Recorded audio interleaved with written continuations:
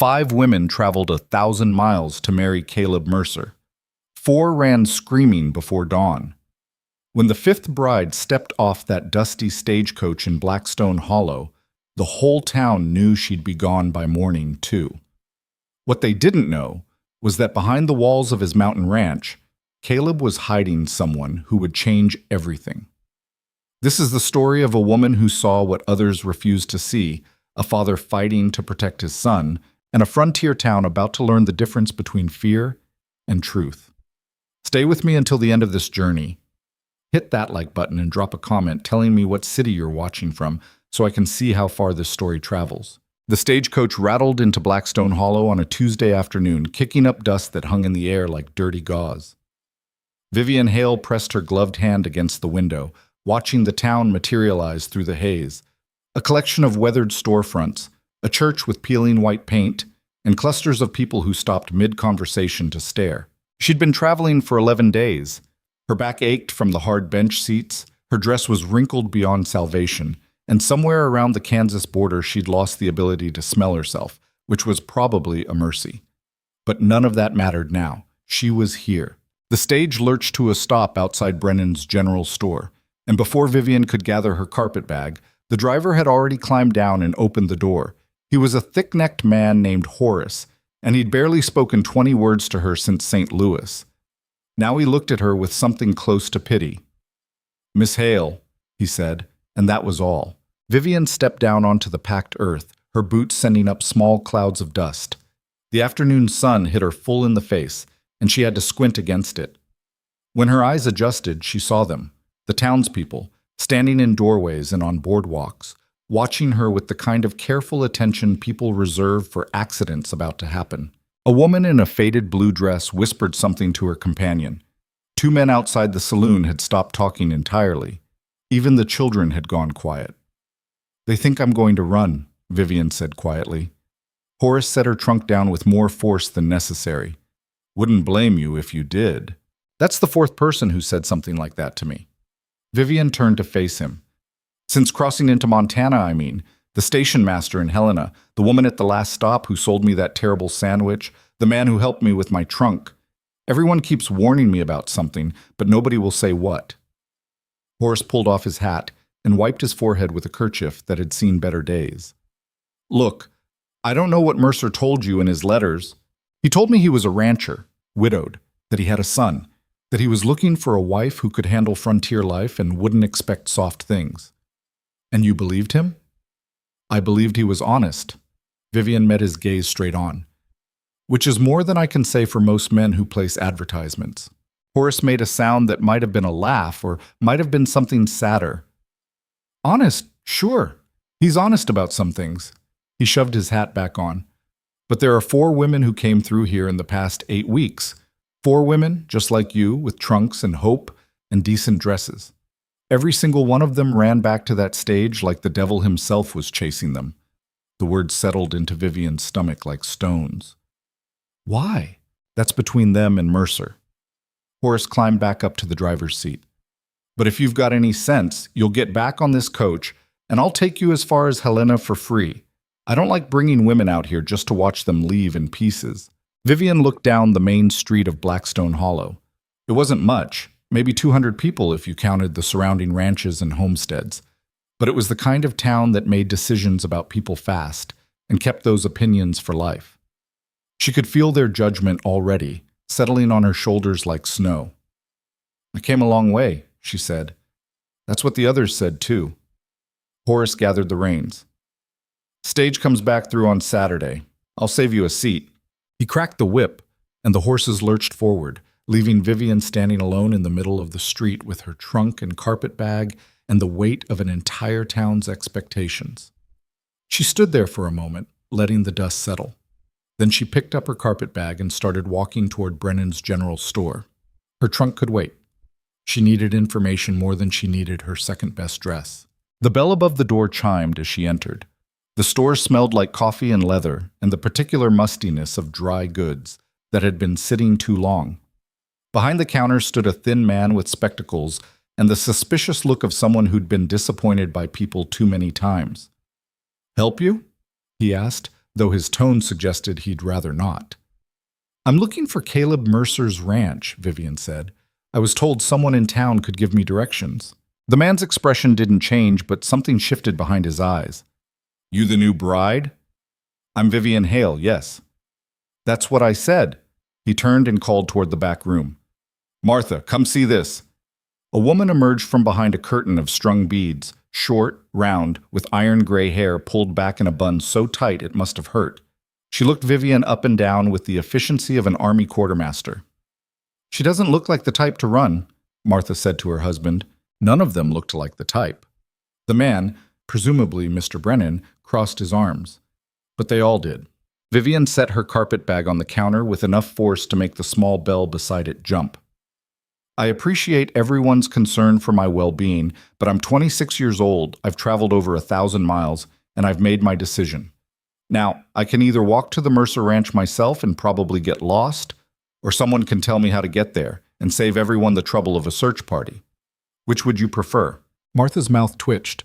It might have been the beginning of a smile. "She's got spine, I'll give her that." "Spine doesn't matter if she's back on Saturday's stage," Mr. Brennan muttered. "Oh, shut up, Harold." Martha came around the counter.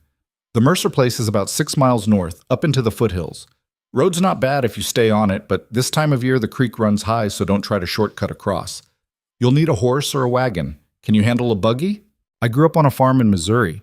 I can handle a buggy." "Missouri." Martha nodded as if that explained something. "Well, that's different than some of these city girls who came through. Last one was from Philadelphia. Took one look at the mud on Main Street and nearly fainted." "Philadelphia's loss," Vivian said. "About that buggy?" Harold Brennan sighed, like a man being forced to participate in his own funeral. "We've got one out back you can rent.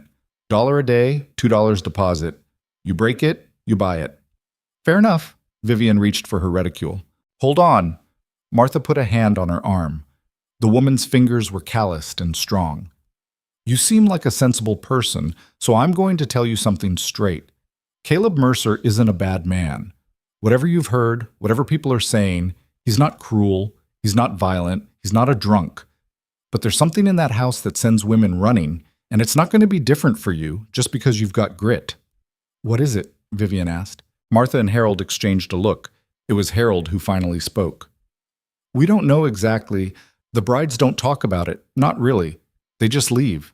Fast." He adjusted his spectacles. "But if I had to guess, and I'm only guessing, mind you, it's got something to do with his boy." "Noah," Vivian said. "He mentioned him in the letters. Said he was 8 years old." "8, yeah." Martha's expression softened slightly. "Poor thing, his mother died when he was just a baby. Some kind of fever that came through here 3 winters back. Took her in less than a week." "That's terrible." "It was." Sarah was a sweet woman, quiet, like Caleb, but sweet. Martha released Vivian's arm. "The boy, well, he's different. People say things, cruel things, mostly. But whatever's going on up at that ranch, it's been enough to chase off 4 grown women who came here specifically to marry Caleb." Vivian absorbed this, turning it over in her mind. Different. It was a word people used when they meant something else, something they were afraid to say out loud. "How different?" she asked. Harold shook his head. "You'll have to see for yourself. We're not going to stand here gossiping about a child." "That's the first decent thing you've said all day," Martha told him. She turned back to Vivian. "The buggy's out back. Horse's name is Ginger, and she's old but reliable. You want someone to ride out with you?" "No, thank you. I'll manage."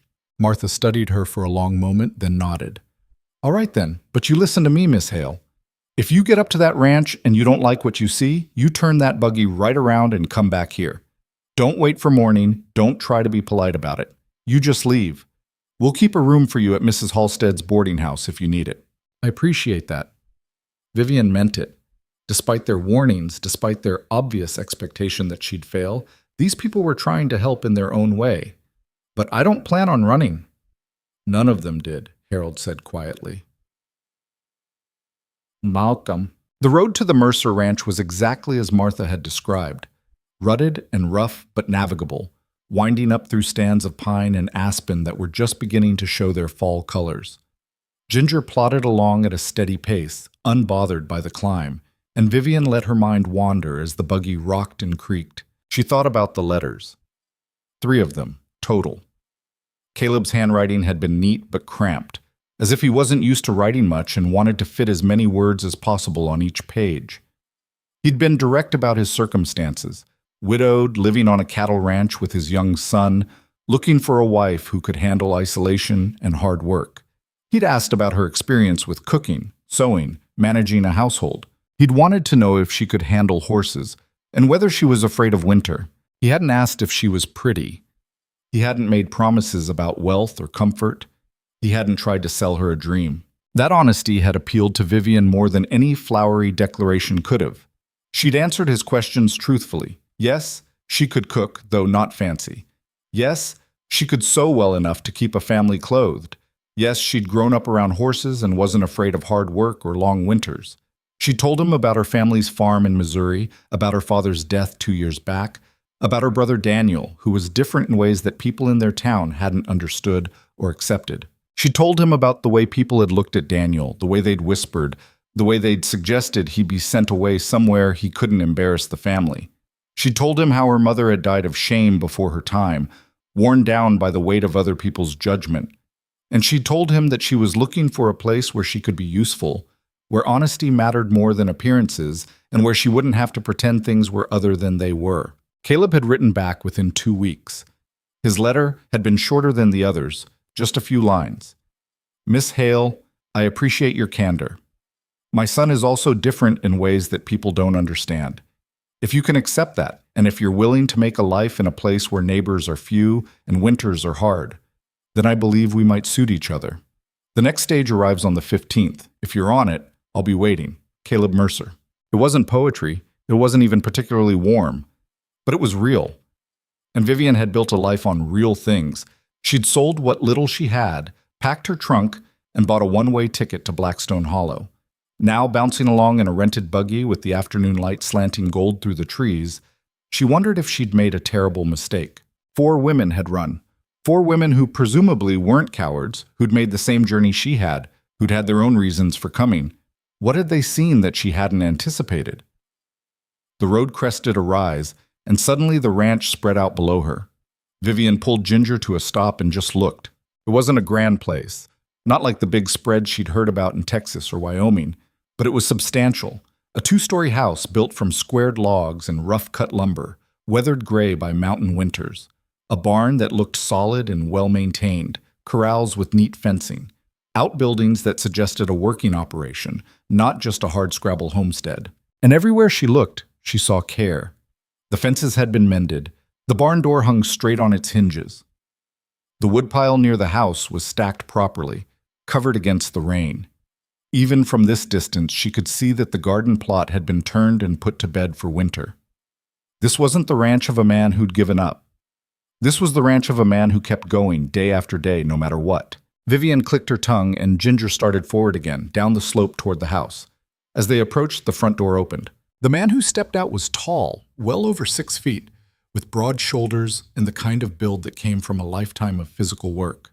He wore dark trousers, a shirt with the sleeves rolled up, and suspenders. His hair was brown and needed cutting, falling past his collar in the back. He had a beard, neatly trimmed, and eyes that Vivian couldn't quite make out from this distance, but felt nonetheless. He didn't move toward her. He just stood there on the porch, waiting. Vivian brought the buggy to a stop in front of the house and set the brake. For a moment, neither of them spoke. She could hear the wind moving through the pines, the creek running somewhere behind the barn, a horse snorting in one of the corrals. "Miss Hale," Caleb finally said. His voice was deep and quiet, like he wasn't used to raising it. "Mr. Mercer." Vivian climbed down from the buggy, grateful for the chance to stand on solid ground. "I apologize for the delay. The stagecoach was behind schedule. Roads are rough this time of year." He came down the porch steps, moving with the careful deliberation of a large man who'd learned not to startle things. "I wasn't sure you'd come." "Why wouldn't I?" Something flickered across his face, surprise maybe, or confusion. "The others didn't. Not all the way. 2 of them turned around before they even got to town." "I'm not the others," Vivian said. Caleb studied her for a long moment.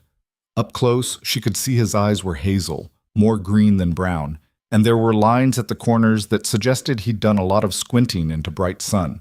He had a scar along his left jawline, old and faded. His hands were work-roughened, the knuckles scraped. "No," he said finally. "I don't suppose you are." He reached for her trunk in the back of the buggy. "I'll get this. You can go on inside if you want. It's warmer." "I can help. I've got it." It wasn't sharp, just factual. He lifted the trunk like it weighed nothing and started toward the house, then stopped. "Miss Hale, before you go in." Vivian waited. Caleb set the trunk down on the porch and turned to face her fully. In the slanting afternoon light, he looked older than she'd expected. Not in years, necessarily, but in the way a person looks when they've carried heavy things for a long time. "I need to tell you something," he said. "Something I should have put in the letters but didn't because I didn't know how." "All right. My son, Noah." Caleb's jaw tightened. "He's not like other children. He doesn't talk much, sometimes not at all. He doesn't like to be touched, doesn't look people in the eye. Loud noises scare him, strangers scare him, new things scare him. He lives in his own world most of the time, and I can't always reach him there." Vivian listened, her heart beginning to beat a little faster, not from fear, but from recognition. "He's a good boy," Caleb continued, and there was something fierce in his voice now, something protective. "He's gentle, and he's smart in his own way, and he doesn't deserve the things people say about him. But I won't lie to you, he's hard to understand, hard to live with sometimes, if you don't know how to be patient. And the women who came before you, they took one look at him and decided he was broken, decided he needed to be sent away somewhere, locked up with people who could fix him." "And you sent them away instead," Vivian said quietly. "I sent them away," Caleb confirmed. "Every single one, because no woman who thinks my son is something to be ashamed of has any business being in this house." His hands had curled into fists at his sides, though he didn't seem to realize it. "So if that's what you're thinking, if you came here expecting a normal child who'll call you mother and mind his manners and make your life easy, you should get back in that buggy right now. I'll pay you for your time and trouble, put you up in town, and send you back on the next stage. No hard feelings." The wind picked up, sending leaves skittering across the yard. Somewhere in the distance, a crow called. Vivian looked at this man, this father, standing on his porch with his fists clenched and his heart on display, and she thought about Daniel. Daniel, who'd been 5 when their father first suggested sending him to an asylum. Daniel, who used to line up his toy soldiers in perfect rows and scream if anyone moved them. Daniel, who'd loved thunderstorms but hated the sound of church bells. Daniel, who'd been dead for 3 years now, because the institution their father had finally sent him to had been a place where different children went to die slowly, out of sight. "Mr. Mercer," Vivian said, and her voice was steady even though something was breaking open inside her chest. "May I meet your son?" Caleb blinked. Whatever he'd been expecting her to say, it wasn't that. "You... what?" "Your son, Noah. May I meet him?" She took a step toward the porch.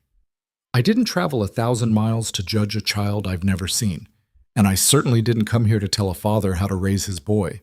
So yes, I'd like to meet him, if that's all right with you." For a long moment, Caleb just stared at her. Then something in his shoulders loosened, just slightly, and he nodded. "All right," he said. "All right. But Miss Hale." "Vivian." "Vivian." He said her name like he was testing it out. "He might not come near you. He might hide or run or just don't take it personal. It's not you. It's just how he is with new people." "I understand." Caleb didn't look like he quite believed her, but he picked up her trunk again and carried it to the porch. Then he opened the front door and stepped aside. Vivian gathered her skirts and walked into the house. The first thing she noticed was how clean it was. Not fancy, the furniture was simple and clearly handmade. The curtains were plain muslin, the rugs were worn, but everything was in its place. No dust on the mantel, no dishes piled in the dry sink, no clutter or chaos. The second thing she noticed was the silence. It wasn't the comfortable quiet of an empty house. It was the held-breath silence of someone hiding. Vivian stepped further into the room, letting her eyes adjust to the dimmer light. The house had a main room with a stone fireplace, a kitchen area along one wall, and a staircase leading up to what must be the bedrooms. There was a table with 4 chairs, a rocking chair by the fireplace, shelves lined with books and various tools and household items. And in the corner, partially hidden behind the rocking chair, was a small boy. He was thin, too thin probably, with dark hair that fell into his eyes and Caleb's same hazel-green gaze. He wore trousers that had been mended at the knees and a shirt that was clean but faded. His feet were bare. He was holding something in his hands, turning it over and over, a piece of wood, smoothed by handling, maybe 3 inches long. He wasn't looking at Vivian. He was looking at the floor, at the wall, at anything but her face. His shoulders were hunched, his body angled away, ready to bolt. Vivian felt Caleb come up behind her, could hear his quiet breathing. She knew he was watching, waiting to see what she would do, waiting for her to call his son strange, damaged, wrong. Instead, she did what she used to do with Daniel. She sat down, right there on the floor, 3 feet from the rocking chair, close enough to be present, but far enough to not be threatening. She arranged her skirts around her, folded her hands in her lap, and simply existed in the same space as this frightened child. Caleb made a small sound. Surprise, maybe. Vivian didn't look at him. She kept her gaze on the middle distance, not on Noah, not demanding anything, just being. The minutes stretched. The house settled around them with small creaks and sighs. Outside, the wind continued to move through the trees. Vivian could smell wood smoke and something cooking, stew probably, in a pot over the fire that Caleb must have started before she arrived. She didn't speak, didn't reach out, didn't do anything but breathe and wait. Noah's hands kept moving, turning the piece of wood over and over. His breathing was shallow and quick. Then, so slowly Vivian almost missed it, his eyes flicked toward her. Just for a second, then away again. She didn't react. Another minute passed, then another. Vivian's legs were starting to go numb from sitting on the hard floor, but she didn't move. Noah looked at her again, this time for 2 seconds, maybe 3. His hand stilled on the piece of wood. Vivian let out a long, slow breath. In her peripheral vision, she could see Caleb standing frozen by the door, his hand still on the latch. And then Noah did something that made Vivian's throat tighten. He reached out his hand, the one not holding the wood, and stretched it toward her. Not touching, not quite. Just extending it into the space between them, fingers slightly curled, waiting. It was the same thing Daniel used to do. The same tentative gesture that meant, maybe. Maybe you're safe. Maybe I can trust you. Vivian very slowly, very carefully extended her own hand, not touching Noah's, just mirroring the gesture, meeting him in that uncertain space. They stayed like that, 2 hands reaching toward each other across 3 feet of empty floor for what felt like a lifetime. Then Noah pulled his hand back, tucked it against his chest, and looked away. But something had shifted. Some invisible wall had developed a crack. Vivian slowly got to her feet, her knees protesting. She turned to look at Caleb and found him staring at her with an expression she couldn't quite read. Shock, definitely. But something else, too. Something that looked almost like hope. Caleb's voice came out rough. He cleared his throat and tried again. He hasn't done that. With anyone. Not since his mother died. Not even with me, most days. It's not personal, Vivian said quietly. It's just how some people are built. Like they're tuned to a different frequency than the rest of us, and it takes time to find the right signal. Caleb was quiet for a moment, then, you had someone, didn't you? Someone like Noah. My brother, Daniel. Vivian glanced back at the boy in the corner. He'd gone back to turning the wood over in his hands, but his shoulders weren't quite as tight. People called him simple, touched, said he had demons. My father... She stopped, swallowed. My father sent him away when I was 19. Daniel died 6 months later in that place. They said it was fever, but I know better. He died because no one there understood him. No one tried. I'm sorry, Caleb said, and he sounded like he meant it. So am I. Vivian turned to face him fully. But I didn't come here to be sorry. I came here to make a life. And if that life includes a boy who needs patience and understanding instead of judgment, then that's fine with me. More than fine. Caleb looked at her for a long moment, and Vivian had the sense that he was seeing her, really seeing her, for the first time. Not as a potential bride, not as a solution to his problems, but as a person with her own scars and her own reasons for being here. "You should know," he said finally, "that it's not just Noah. The whole town thinks there's something wrong with him. My uncle, my father's brother, has been trying to take him away from me for over a year. Says Noah needs professional care. Says I'm being selfish, keeping him here." His jaw tightened. "If you stay, you'll be part of that fight. People will talk, they'll judge. It won't be easy." "Mr. Mercer," Vivian said. "Caleb, nothing about coming to Montana was easy. Nothing about leaving my home and traveling 1,000 miles to marry a stranger was easy. I'm not looking for easy. I'm looking for honest." She held his gaze. "Are you honest?" "I try to be." "Then that's all I need to know." She glanced around the main room. "Now, unless you've changed your mind about wanting a wife, I should probably figure out where to put my things and see if I can help with supper.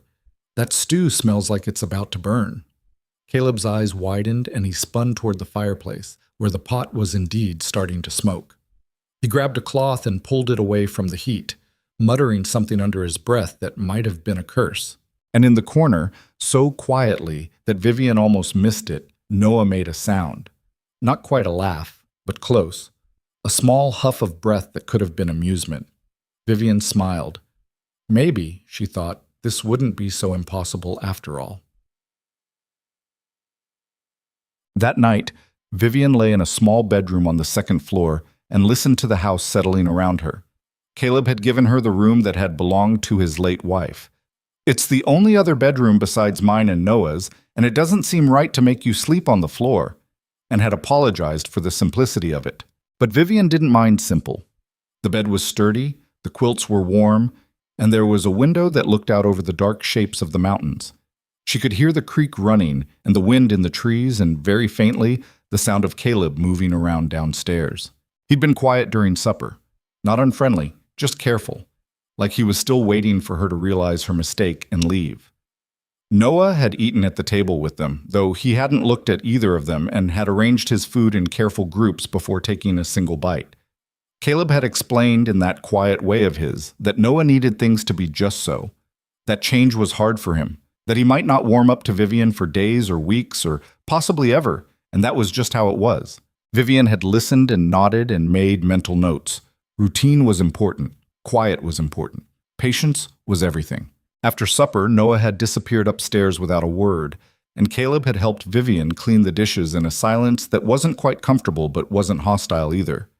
He'd shown her where things were kept: the root cellar, the smokehouse, the chicken coop, the barn. He'd pointed out which animals were gentle and which ones to watch out for. He'd given her a basic rundown of the daily routine, though he'd made it clear he didn't expect her to jump into everything right away. "You just got here," he'd said. "You're probably tired. Tomorrow's soon enough to figure out the rest." But Vivian wasn't particularly tired despite the long journey. Her mind was too busy turning over everything she'd seen as everything she'd learned. 4 women had run from this place. 4 women had taken one look at Noah and decided he was too much, too broken, too inconvenient. Vivian thought about the way Noah had reached his hand toward her, about the trust in that gesture, the hope, about how much courage it must have taken for a boy who lived in fear of the world to reach toward a stranger. And she thought about Caleb standing in the doorway with his fists clenched, ready to send her away rather than let anyone hurt his son. These were people who'd been wounded, people who'd learned to expect the worst from others because that's what they'd been given. Vivian knew what that felt like. She'd watched her brother be treated like an embarrassment, a burden, something to be hidden away. She'd watched her mother crumble under the weight of other people's disgust. She'd stood at Daniel's grave and known, with absolute certainty, that he'd died not from fever, but from loneliness and despair. She wouldn't let that happen to Noah. She couldn't. Outside, an owl called from somewhere in the darkness. Vivian closed her eyes and let the mountain silence wrap around her like a blanket. Tomorrow would bring its own challenges. But tonight, for the first time in a long time, she felt like she was exactly where she needed to be, even if she was the only one who believed it yet. Morning came cold and clear, the kind of mountain dawn that turned the world sharp-edged and bright.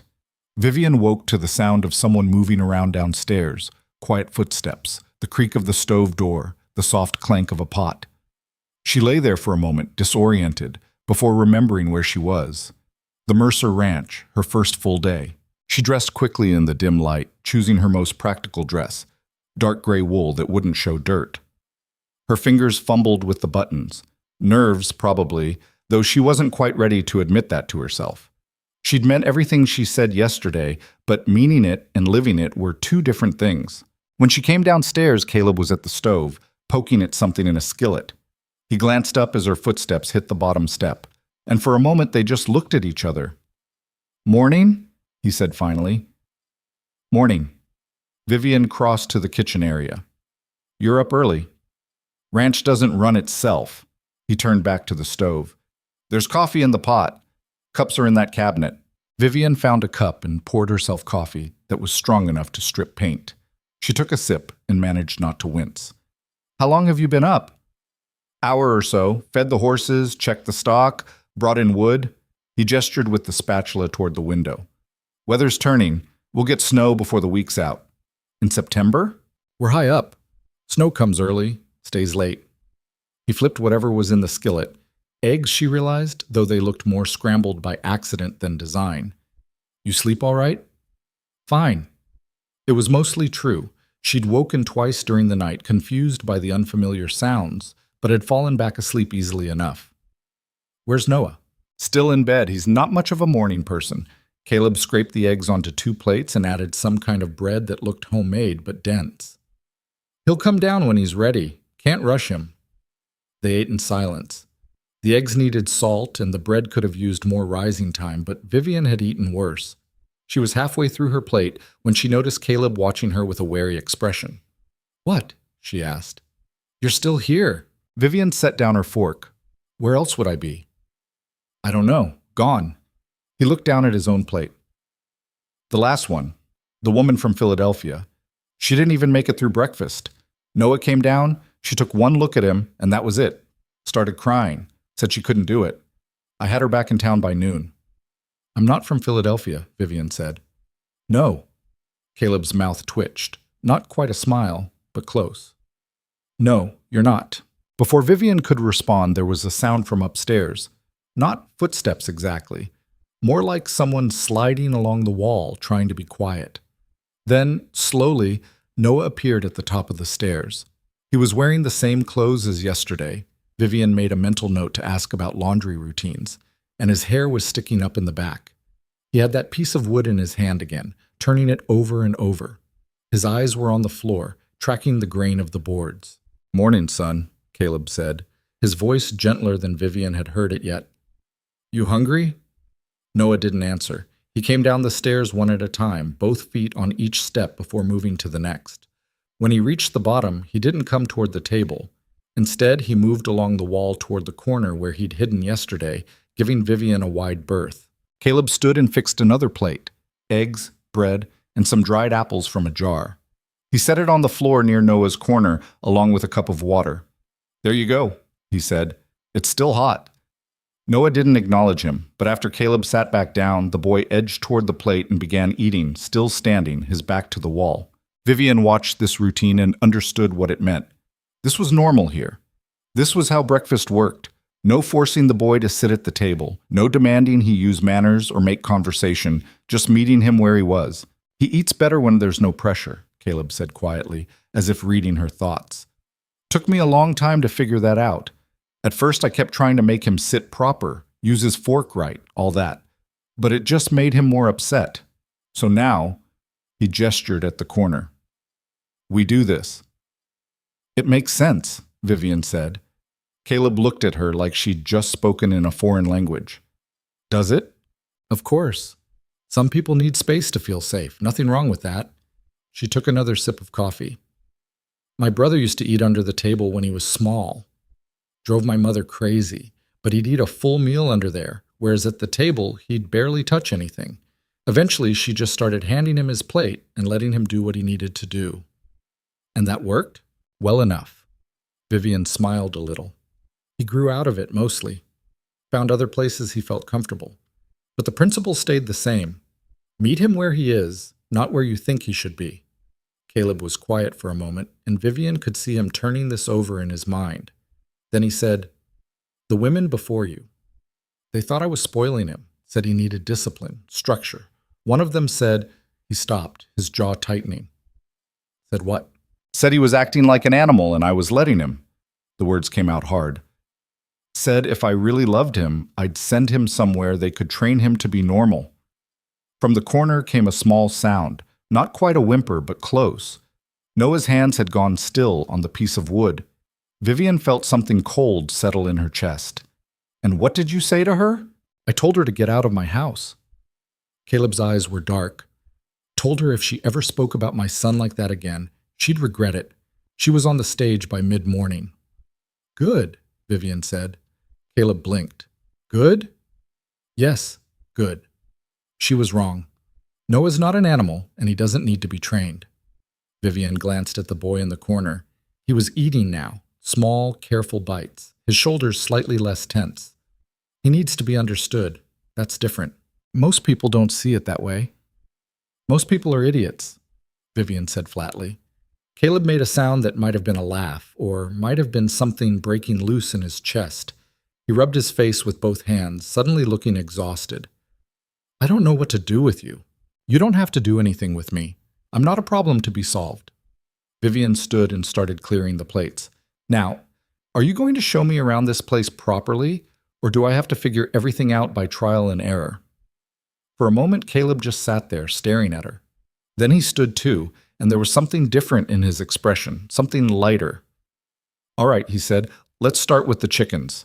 Fair warning, though, the rooster's mean. I've met mean roosters before. Vivian rolled up her sleeves. I'm not afraid of a bird. Behind them, Noah made that huffing sound again, almost like a laugh.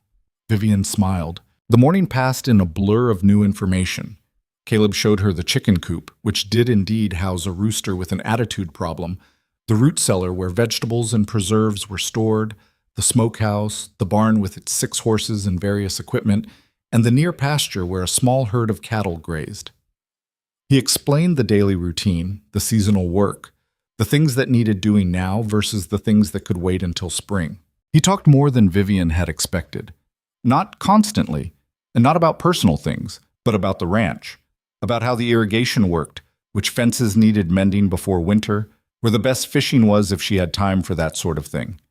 He talked like a man who'd been alone too long, who'd stored up practical knowledge with no one to share it with. Vivian listened and made mental notes.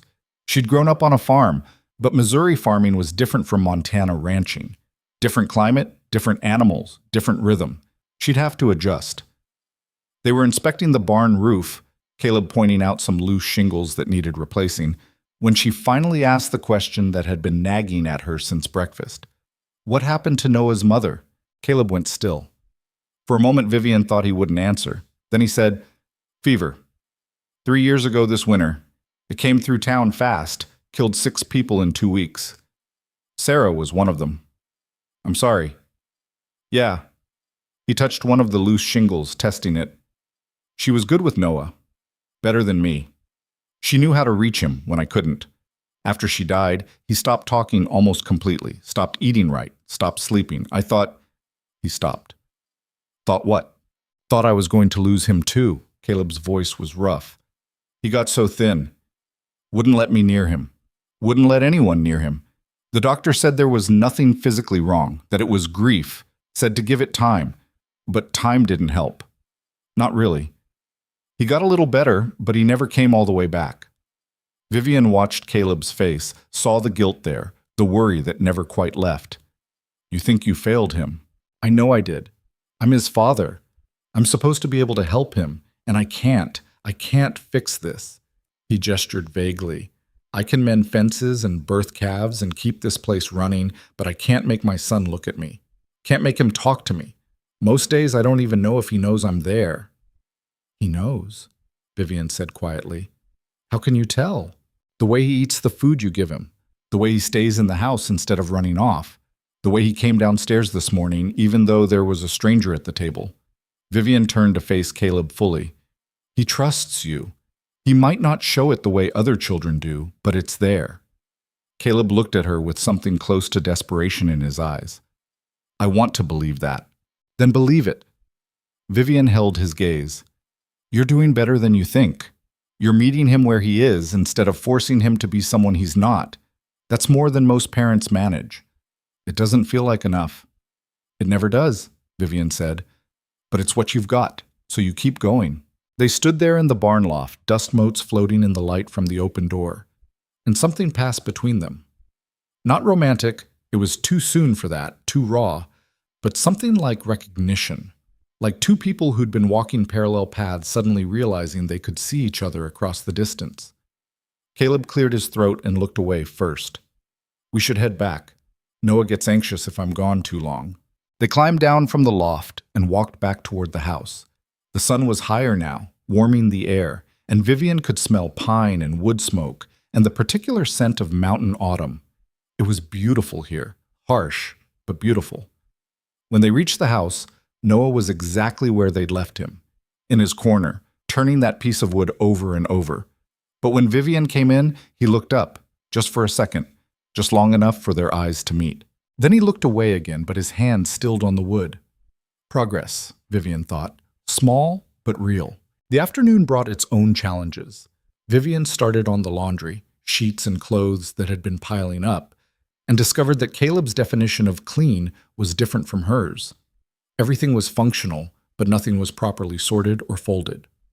She found Noah's clothes mixed in with Caleb's, found socks without mates, found a shirt that had been mended so many times it was more thread than fabric. She set up the washing outside, heating water in the big kettle over an open fire, and was elbow-deep in soapy water when she heard footsteps behind her.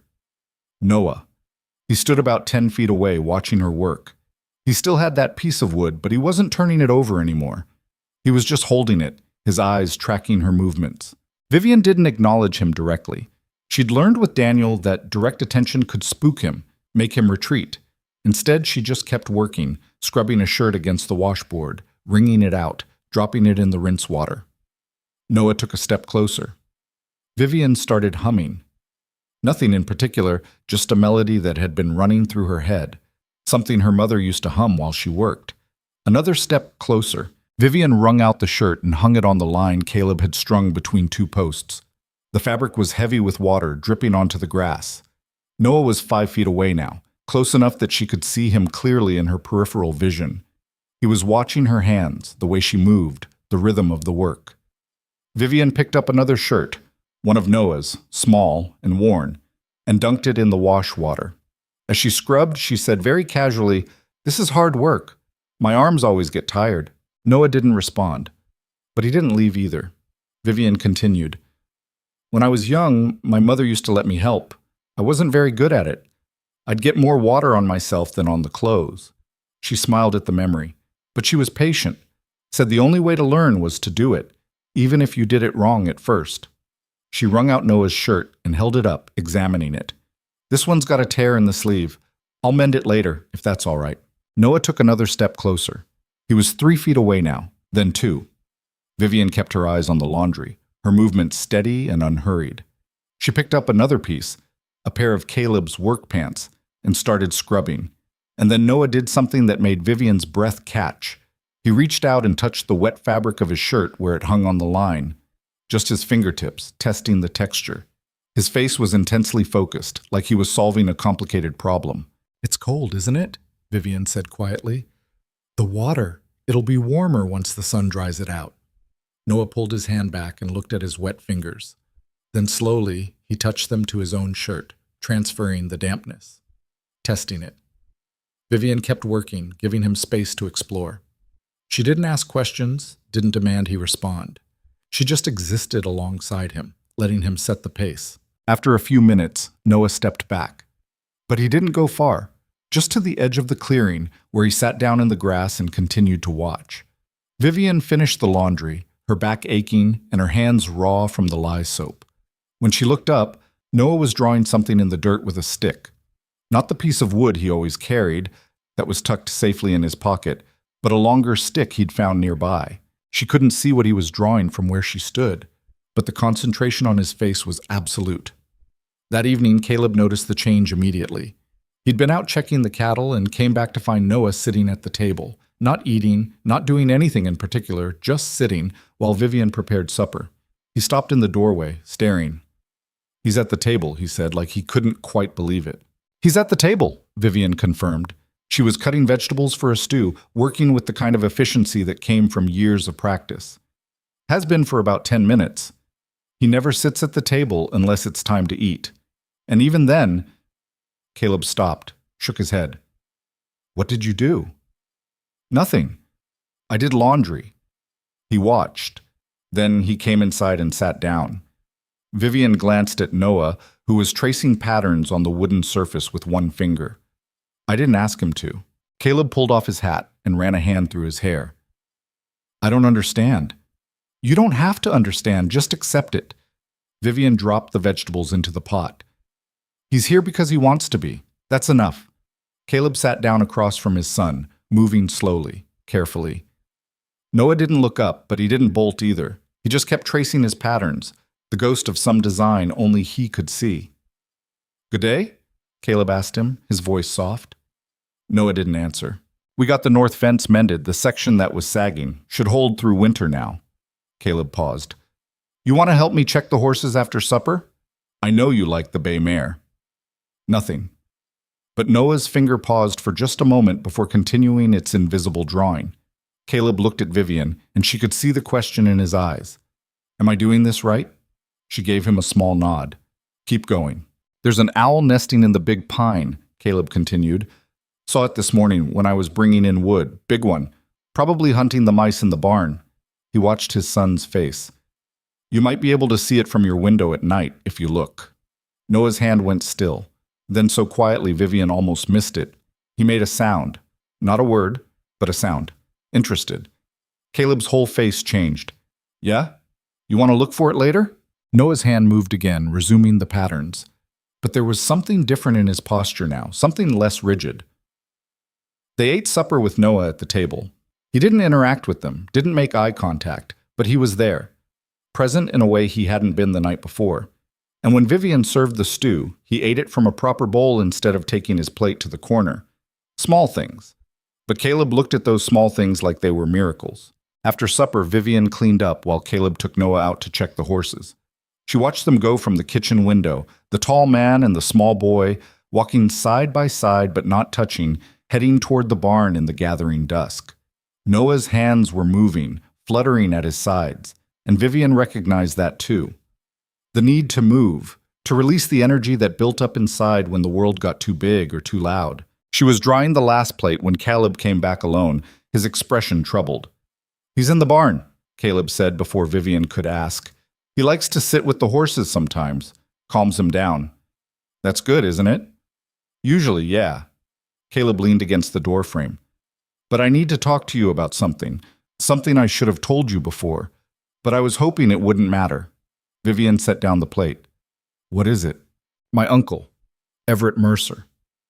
Caleb's jaw tightened. He lives about 30 miles south, runs one of the biggest cattle operations in the territory.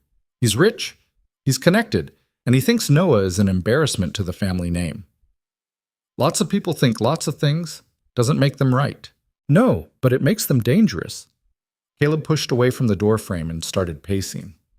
He's been after me for over a year to send Noah to an institution. Says it's for the boy's own good, that he needs professional care, that I'm being selfish keeping him here. I've told him no every time, but he won't let it go. He can't just take Noah, Vivian said. You're the boy's father. He can try. He's got lawyers, money, influence, and he's been building a case. Caleb stopped pacing and looked at her directly. The failed brides. Every woman who came here and left, Everett knows about them. He's using them as evidence that this isn't a stable home for a child, that I can't provide proper care. Vivian felt ice forming in her stomach. He's going to take you to court. He already has. Papers were served 3 weeks ago. Caleb's hands curled into fists. There's a hearing scheduled for next month. I have to prove that Noah is being properly cared for, that this is a good home for him. And the fact that I can't keep a wife. He didn't finish the sentence. He didn't have to. Vivian stood there, absorbing this. She thought about Noah, about the way he'd reached toward her yesterday, about the fragile trust beginning to build. She thought about institutions, about the place where Daniel had died, alone and afraid, and convinced that his family had abandoned him. "What do you need?" she asked. Caleb looked startled. "What? What do you need to fight this, to win? What do you need?" "I need—" Caleb stopped, seeming at a loss. "I need to show that Noah has a stable home, a real family. I need to prove that he's not better off locked away somewhere. But I don't know how to do that. Every time I try to explain what Noah needs, how he is, people just see what's wrong with him. They don't see—" He gestured helplessly. "They don't see him." "Then we make them see him," Vivian said. "We?" "Yes, we." Vivian crossed her arms. "You asked me to come here. You asked me to marry you. I'm here, and I'm staying. That means Noah is my concern too." "You don't have to—" "I know I don't have to." Vivian cut him off. "I want to. There's a difference." Caleb stared at her, and Vivian could see him struggling with something. Hope, probably, fighting against the lessons of experience. He'd been let down too many times to believe easily. "Why?" he asked finally. "Why do you care? You just got here. You don't know us." "I know enough." Vivian thought about how to explain it, this thing driving her. "I watched my brother die because people couldn't accept that he was different. I watched my mother break under the weight of other people's shame. I stood at Daniel's grave and swore I'd never let that happen to another child if I could help it. So yes, I care. And yes, I'm staying. And yes, we're going to fight this." Caleb's throat worked. "I can't pay you. I mean, I can provide for you, give you a home, but I don't have money for lawyers or— I don't want money. I want to make sure that boy out there doesn't end up in a place that will destroy him." Vivian's voice was firm. "Now, when is this hearing?" "October 15th. That gives us 3 weeks. Vivian's mind was already turning, planning. "What do we need to prove?" "That Noah is cared for, that he's safe, that he's—" Caleb paused. "That he's getting better, I guess. That living here isn't making him worse." "Is he getting better?" Caleb's laugh was bitter. "I don't even know what better means anymore. He's alive. He eats. He sleeps. Some days he lets me near him. Is that better? Or is it just surviving?" "It's better than the alternative," Vivian said quietly. "Better than being locked in a room somewhere, away from everything familiar. Better than being treated like an animal that needs to be tamed. Everett will argue that an institution has doctors, specialists, people trained to handle children like Noah. People trained to force children like Noah into boxes they don't fit." Vivian shook her head. "I've seen those places. They don't help. They just hide people away so the rest of the world doesn't have to look at them." Caleb studied her face. "You really believe that?" "I know that. I buried the proof." They stood there in the kitchen, the lamplight throwing shadows on the walls, and something shifted between them. Not partnership yet. They didn't know each other well enough for that, but an alliance. A shared purpose. "I should tell you," Caleb said after a moment, "that if you stay, if you help me with this, the town is going to talk. They're already talking, but this will make it worse. Everett has friends here, people who agree with him. Let them talk. It won't be easy. Nothing worth doing ever is." Vivian moved toward the door. "I'm going to check on Noah. You should get some rest. Tomorrow we start figuring out how to win this." She left Caleb standing in the kitchen and walked out into the cool evening air. The barn door was open, light spilling out from the lantern Caleb must have left for Noah. Vivian approached slowly, quietly, giving the boy time to notice her before she got too close. Noah was sitting in an empty stall, his back against the wall, the bay mare's head hanging over the gate above him. He was humming something, not a tune exactly, just a pattern of sounds. The mare's ears were forward, listening. Vivian leaned against the barn entrance, not going closer. "She's pretty," she said softly. Noah's humming stopped, but he didn't run. "Horses are good listeners," Vivian continued. "My brother used to talk to them. Not with words exactly, but he'd sit with them for hours and they never judged him, never told him he was doing it wrong." The mare snorted softly and lowered her head, snuffling at Noah's hair. The boy reached up, slowly, carefully, and touched her nose. Just his fingertips. "I had a brother," Vivian said, speaking to the darkness as much as to Noah. "His name was Daniel. He was a lot like you, I think. He saw the world differently than other people, heard it differently, felt it differently. People thought that meant something was wrong with him, but they were the ones who were wrong. Daniel wasn't broken. He was just Daniel. Noah's hand stilled on the mare's nose.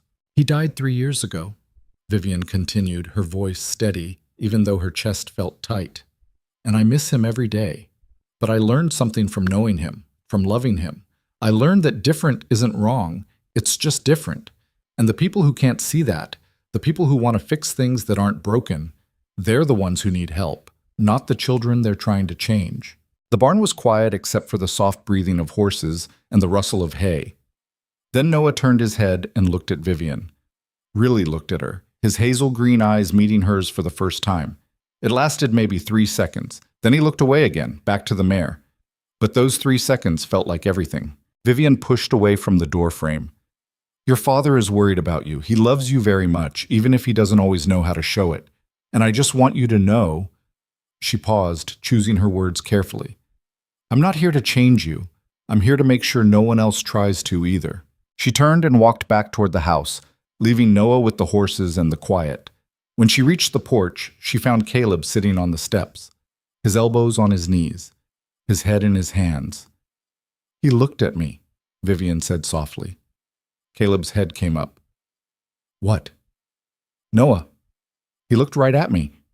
Just for a moment, but he did it. Caleb stood, and in the lamplight from the window, Vivian could see his face clearly. The hope there, the fear of that hope. He doesn't do that. Not with strangers. I'm not a stranger anymore, Vivian said. I'm the woman who's going to help you keep him safe. Caleb looked at her for a long moment. Then he did something Vivian didn't expect. He reached out and took her hand, not romantic, not possessive, just a brief clasp, warm and calloused and real. Thank you, he said, his voice rough. Vivian squeezed his hand once, then let go. Don't thank me yet. We haven't won anything, but we're going to try. Inside the house, the fire crackled. Outside, the mountains stood dark against the stars. And in the barn, a small boy sat with a horse, and maybe, just maybe, started to believe that not everyone would hurt him. It wasn't much, but it was a beginning. The next 2 weeks passed in a rhythm that Vivian hadn't expected, but found herself falling into anyway. Morning started before dawn with Caleb already gone to handle the stock, and Vivian would come downstairs to find Noah in his corner, waiting. Not for her exactly, but near enough that it felt like progress. She'd make breakfast, getting better at it each day, learning what Caleb liked and what Noah would actually eat, and they'd share the space in their own peculiar way. Noah still took his food to the corner most days, but twice he'd stayed at the table the whole meal. Twice he'd looked at her when she spoke, really looked, before retreating back into himself. It was the small victories that kept her going. The way Noah had started following her outside when she did chores, staying 15 feet back but present. The way he'd touched the wet laundry again, then started bringing her smooth stones he'd found by the creek, lining them up on the porch railing without explanation. The way Caleb had started talking more at supper, not just about the ranch, but about other things. Books he'd read, places he'd been before settling here, memories of Sarah that didn't seem to hurt quite as much when he shared them. But hanging over everything was the hearing, October 15th. 3 weeks had become 2, then 10 days, then a week. And Vivian could feel Caleb's tension building like a storm gathering force. It was a Tuesday morning, 6 days before the hearing, when the rider came. Vivian was in the garden pulling up the last of the carrots before the ground froze when she heard the horse. She straightened, shading her eyes against the sun, and saw a man on a gray gelding coming up the road at an easy trot. He was well-dressed, too well-dressed for casual ranch visiting, in a dark suit and a hat that looked expensive. Even from a distance, she could see the confidence in the way he sat his horse.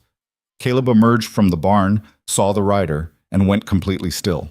Vivian brushed the dirt from her hands and walked over to stand beside him. Who is that? Everett. The name came out flat, hard. My uncle. The rider pulled up in front of the house and dismounted with the ease of someone who'd spent a lifetime on horseback. Up close, Vivian could see the family resemblance. He had the same build as Caleb, the same strong jaw, the same hazel eyes. But where Caleb's face showed the weathering of outdoor work and worry, Everett's showed the smoothness of indoor life and power. He was maybe 50, with gray threading through dark hair, and he looked at the ranch the way a man might look at something he was thinking about buying and tearing down. Caleb. Everett's voice was smooth, cultured. It's been a while. Not long enough. Caleb didn't move from where he stood. What do you want? Everett's eyes shifted to Vivian, taking her in with a glance that felt invasive. And who might this be? Don't tell me you found another bride willing to try her luck. This is Vivian Hale, Caleb said, his voice tight. My wife. Vivian felt the lie hit her chest, but she didn't correct it. This wasn't the time. Everett's eyebrows rose. Wife? How remarkable. I hadn't heard about a wedding. We kept it quiet. I'm sure you did. Everett's smile didn't reach his eyes. Well, congratulations. Though I have to say, I'm surprised any woman would agree to marry into this situation. Have you told her about the boy? Noah is none of your concern, Caleb said. On the contrary, Noah is very much my concern. He's family. Everett tied his horse to the porch rail and straightened his jacket. And as family, I have an obligation to ensure he's receiving proper care. He's getting proper care. Is he? Everett looked around the yard, his gaze cataloging everything. Because, from what I understand, you've had 4 women run from this place in as many weeks. That doesn't suggest stability, Caleb. It suggests chaos. They left because they didn't understand Noah. That's their failing, not his. Or perhaps it's yours. Everett's voice sharpened. You're isolated out here, trying to manage a ranch and raise a difficult child on your own. It's not sustainable. You must see that. Vivian had heard enough. She stepped forward, positioning herself slightly in front of Caleb. Mr. Mercer, I appreciate your concern for your nephew, but I assure you he's being well cared for. This is a good home. Everett's gaze swung to her, assessing. And you've been here how long, Mrs. Mercer? A week? 2? Forgive me if I don't take your assessment as gospel. Long enough to see that Noah is loved and safe and allowed to be himself. That's more than he'd get in any institution. You say that with remarkable confidence for someone who knows nothing about modern medical facilities. Everett's tone was patronizing, like he was explaining something simple to a child. The institution I've selected for Noah has doctors trained specifically in managing children with his affliction. They use the latest techniques. Affliction? Vivian cut him off, anger flaring hot in her chest. Noah doesn't have an affliction. He's a child who processes the world differently than you do. That doesn't make him sick. It makes him unsuitable for normal life. Everett's voice went cold.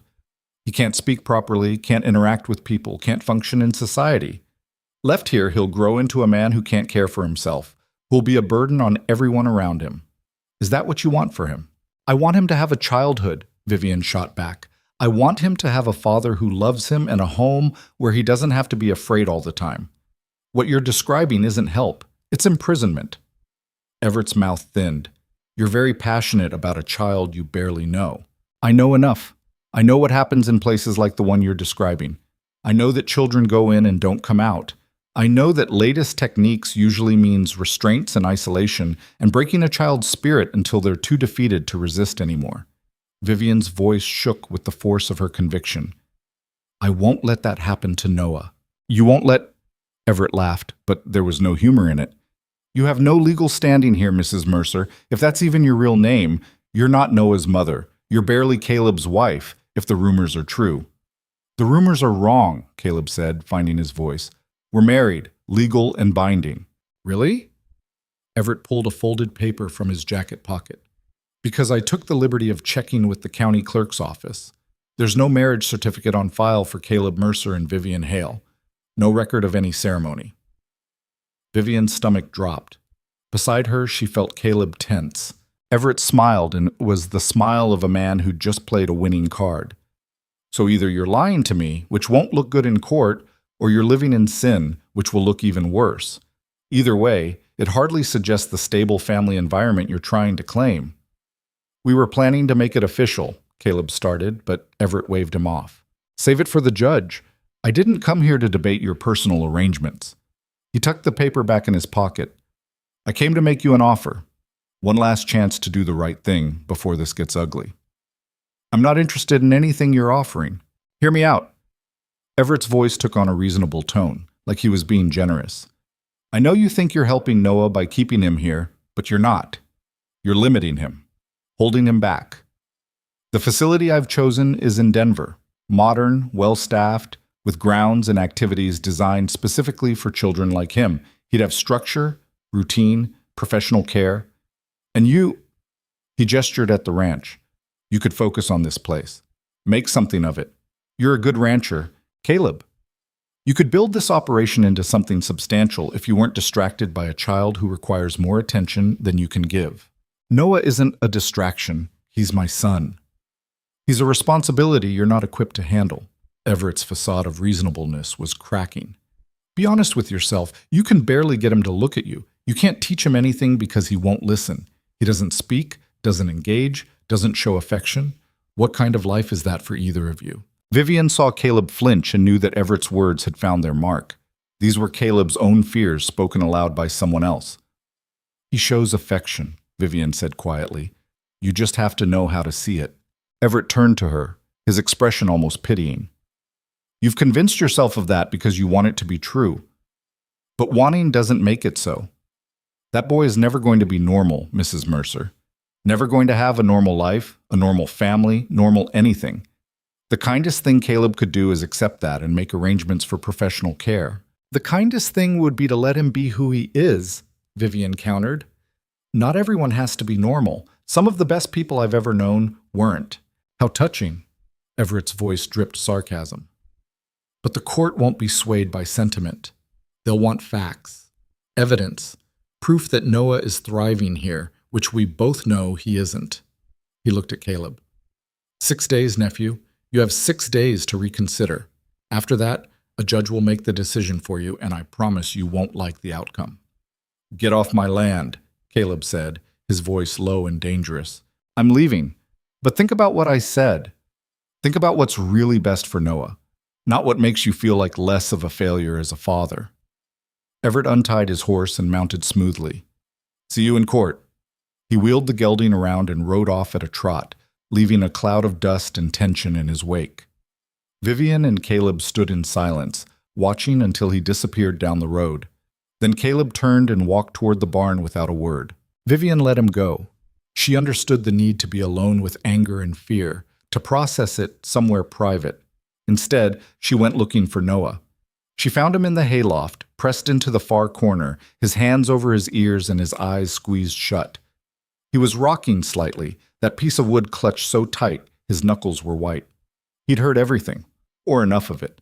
Vivian climbed the ladder slowly, making noise so he'd know she was coming. When she reached the top, she sat down about 6 feet away from him and waited. Noah kept rocking, his breathing fast and shallow. That man is gone, Vivian said softly. He's not coming back today. Noah's rocking didn't slow. I know he scared you. He scared me too, a little bit. He says mean things, and he doesn't understand what he's talking about. Vivian picked up a piece of straw and twisted it between her fingers. But here's what I need you to know, Noah. Are you listening? No response. But his rocking slowed fractionally. Nobody's going to take you away from here. Nobody is going to send you to some place where they'll try to change who you are. Vivian's voice was firm. Your father loves you. She paused, then continued. I'm not going to let anything happen to you. Do you understand? Noah's hand slowly lowered from his ears. His eyes were still closed, but he was listening. That man, your uncle, he thinks he knows what's best. But he's wrong. He doesn't know you. He doesn't see you the way your father does, the way I do. Vivian set down the straw. You're not broken, Noah. You're not something that needs fixing. You're just you, and that's exactly right. Noah's eyes opened. They were wet, and Vivian realized he'd been crying silently.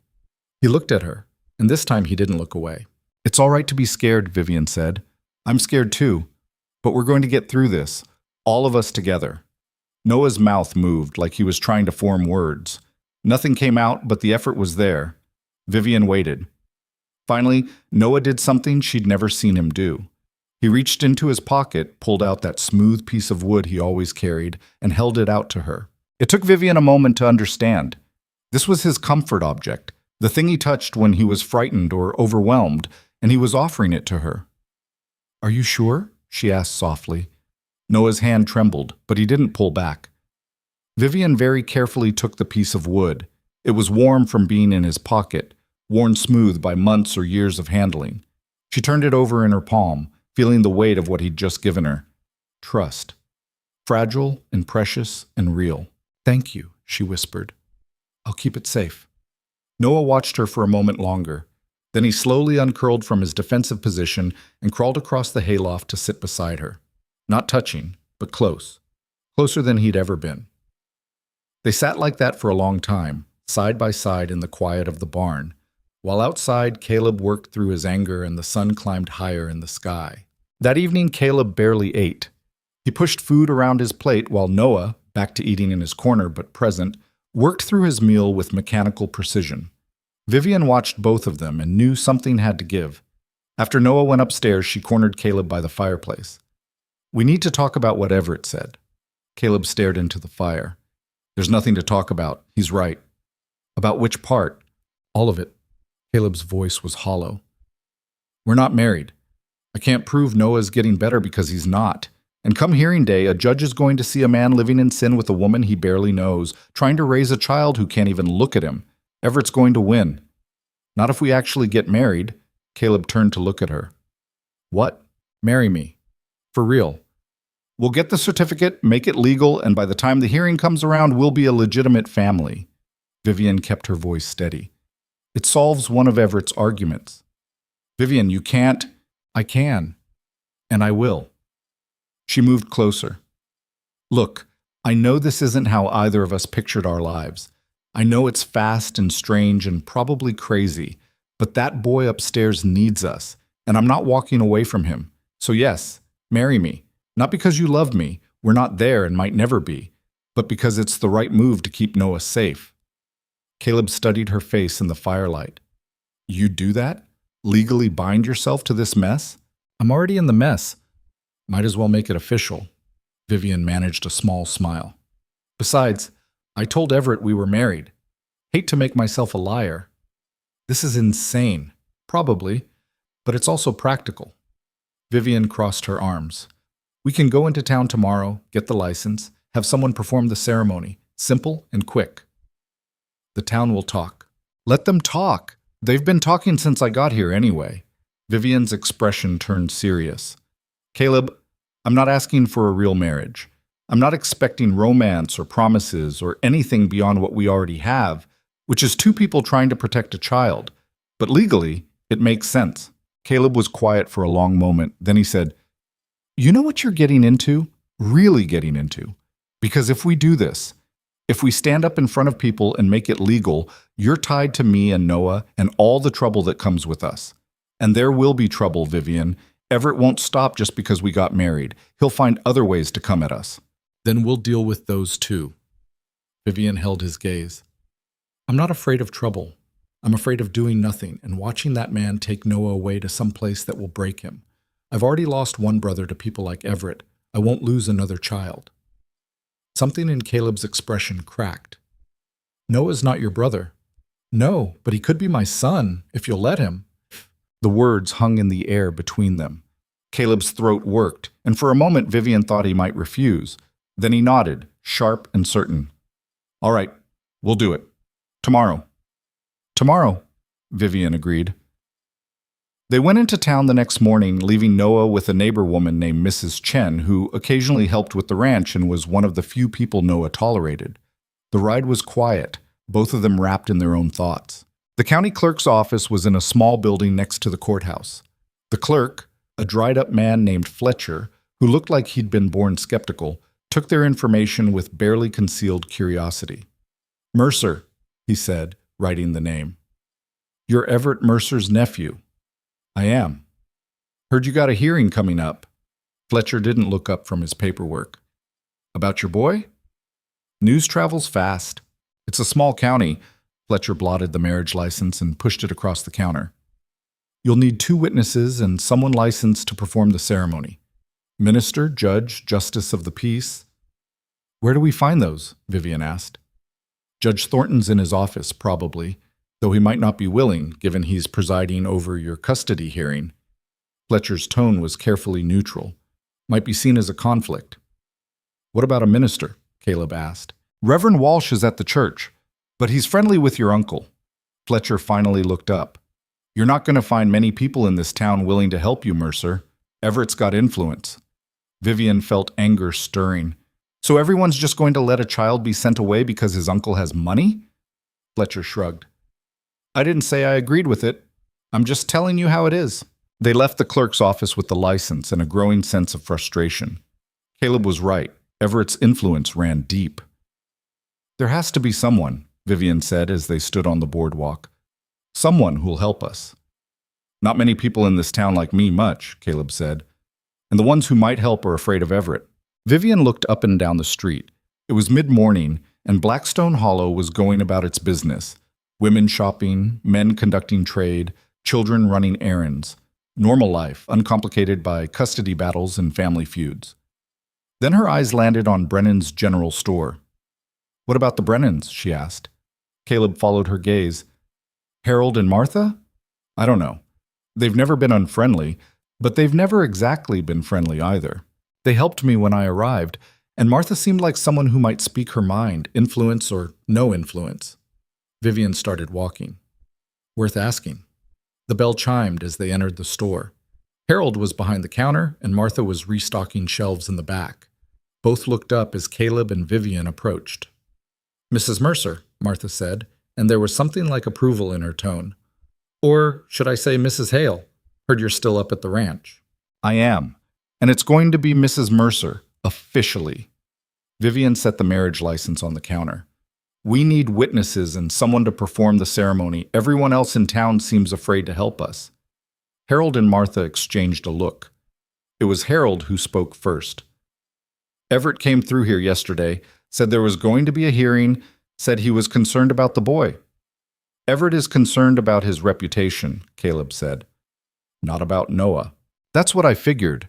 Martha came forward, wiping her hands on her apron. Man like that doesn't spend money on lawyers out of the goodness of his heart.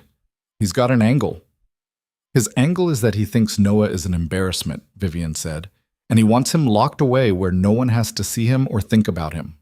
Martha studied Vivian's face. You really care about that boy, don't you? Even though you barely know him? I know enough, and yes, I care. Why?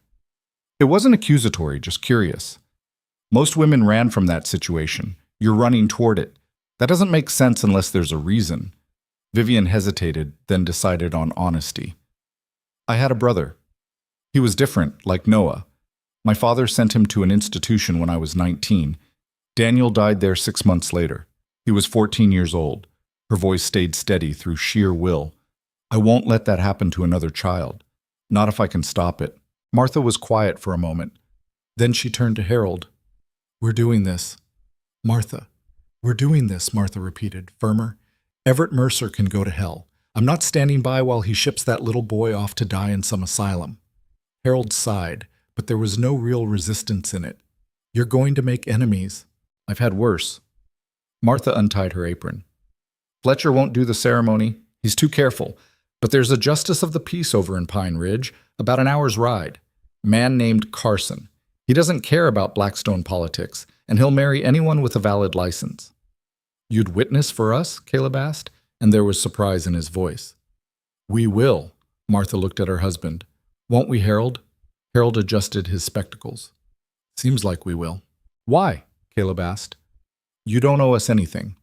No, Martha agreed. But I owe myself the ability to sleep at night, and I won't sleep knowing I stood by while a child got hurt. She picked up the marriage license. Come on, we'll close the store for the afternoon. This is more important. They rode to Pine Ridge in 2 wagons, Caleb and Vivian in one, Harold and Martha in the other. The justice of the peace turned out to be a grizzled man in his 60s who performed ceremonies out of his front parlor for $2 and didn't ask questions. The ceremony itself took less than 10 minutes. Carson read the words from a book that looked like it had been used 1,000 times. Harold and Martha signed as witnesses, and just like that, Vivian Hale became Vivian Mercer. It didn't feel momentous. There were no flowers, no fancy clothes, no guests beyond the Brennans. But when Caleb slipped a simple gold band, his mother's, he said quietly, onto Vivian's finger, something shifted. They were bound now, legally and publicly. Whatever came next, they'd face it as a unit. On the ride back to Blackstone Hollow, Martha pulled her wagon alongside theirs. "You should know," she called over, "that Everett's going to hear about this. Probably already has. He's got people everywhere." "Let him hear," Vivian called back. "We've got nothing to hide now. Just be ready for him to come at you sideways. That man doesn't fight fair." "Neither do I," Vivian said. Martha smiled, sharp and approving. "Good. You're going to need that." They were almost back to the ranch when Caleb finally spoke. "Thank you." Vivian looked at him. "For what?" "For this. For staying. For—" He paused, searching for words. "For seeing Noah. Really seeing him. Most people look at him and see a problem. You look at him and see a person. He is a person. A good one." "Yeah." Caleb's hands tightened on the reins. "I just hope the judge sees it that way too." Vivian didn't have an answer for that. She just looked down at the ring on her finger, still strange and new, and hoped that what they'd done today would be enough. When they got back to the ranch, Mrs. Chen was on the porch, looking troubled. "What's wrong?" Caleb asked, climbing down from the wagon. "Nothing's wrong exactly, but while you were gone, a man came by. Lawyer type. Said he was gathering information for Mr. Everett Mercer." Mrs. Chen twisted her hands. "He asked a lot of questions. About Noah, about the ranch, about how things are run here. I didn't tell him much, but he asked," Caleb finished grimly. "He asked, and he watched the house like he was looking for something." Mrs. Chen glanced at Vivian. "He seemed very interested in you, Mrs. Mercer. Asked if you really lived here, how long you'd been here, whether you seemed to know what you were doing." "What did you tell him?" Vivian asked. "I told him you seemed perfectly capable, and it was none of his business." Mrs. Chen lifted her chin. "I don't care for people who pry into other folks' lives." "Thank you," Caleb said. "Where's Noah?" "In his room. He got upset when the lawyer came around. Been up there ever since." Caleb headed inside immediately. Vivian paid Mrs. Chen and thanked her again, then followed Caleb upstairs. Noah's room was small and plain, a bed, a dresser, a window that looked out over the mountains. Noah was curled on the bed, facing the wall, that piece of wood back in his hands. Wait, no, Vivian had that piece of wood. She'd put it in her pocket that morning and forgotten about it. She pulled it out now and looked closer. It wasn't the same. This piece was similar, but rougher, less worn. Noah had given her his precious one and found a replacement. Caleb sat on the edge of the bed, not touching his son, but close. "Hey, Mrs. Chen said you had a hard time." No response. "There was a man here. I know that probably scared you." Caleb's voice was gentle. "But he's gone now. And he's not going to hurt you. I promise." Noah's shoulders were rigid with tension. Vivian sat on the floor beside the bed, putting herself at Noah's eye level. She held up the original piece of wood. "I still have this. Been keeping it safe, like you asked." Noah's eyes flicked toward her, then away. "I need to tell you something," Vivian continued. "Your father and I, we got married today. For real this time, with papers and everything. That means I'm not going anywhere. That means we're family now, all three of us." Noah's hand stilled on the new piece of wood. "And family means we protect each other," Vivian said. "So whatever happens, whatever that man and your uncle try to do, we're going to stand together. Do you understand?" Noah didn't respond, but slowly, very slowly, he rolled over to face them. His eyes were red and his face was pale, but he was looking at them both. Caleb reached out, hesitated, then very gently touched Noah's hair. Just once, just briefly. Noah didn't pull away. "We're not going to let anyone take you," Caleb said, his voice rough with emotion. "I don't care what it takes. You're staying here. With us." Noah's throat worked like he was trying to speak. His mouth opened, closed, opened again. And then, in a voice so soft Vivian almost missed it, he whispered one word. "Promise?" Caleb froze. Vivian's breath caught. Noah had spoken. For the first time since they'd known him, he'd formed a word and pushed it out into the world. "Yes," Caleb said, and there were tears in his eyes. "I promise, son. I promise." Noah's eyes slid closed and his breathing gradually evened out. Within minutes, he was asleep, exhausted by the emotion, by the effort of speaking, by everything. Caleb and Vivian sat there in silence, watching him sleep. Then Caleb stood abruptly and left the room. Vivian found him a minute later on the back porch, his hands braced against the railing, his shoulders shaking. She put a hand on his back and said nothing. Sometimes there were no words big enough. After a while, Caleb straightened and wiped his face. He spoke. He did. I thought he never would again. After Sarah died, he just stopped. And I thought that was it. Thought I'd never hear his voice again. Caleb turned to look at her. But you've been here less than 3 weeks, and he's speaking. He's looking at people. He's trying. He was always trying, Vivian said gently. You just couldn't see it before. No, I couldn't. Caleb's jaw tightened. And now Everett wants to take him away right when he's starting to come back. I can't. His voice broke. I can't lose him, Vivian. I can't. You won't. We won't let that happen. Vivian gripped his arm. 5 days until the hearing. We're going to use every single one of them to get ready. And when we walk into that courtroom, we're going to show that judge exactly what Noah has here. A father who loves him and a home where he's safe to be himself. Caleb looked at her, really looked at her, and Vivian saw the moment he decided to believe. Not because the odds were good, but because he didn't have any other choice. All right, he said. Tell me what we need to do. Vivian took a breath. First, we document everything. Every meal Noah eats at the table, every word he speaks, every moment of progress. We write it down with dates and times. Second, we find people willing to testify that this is a good home. Mrs. Chen, the Brennans, anyone else who'll stand up for us. And third, she paused.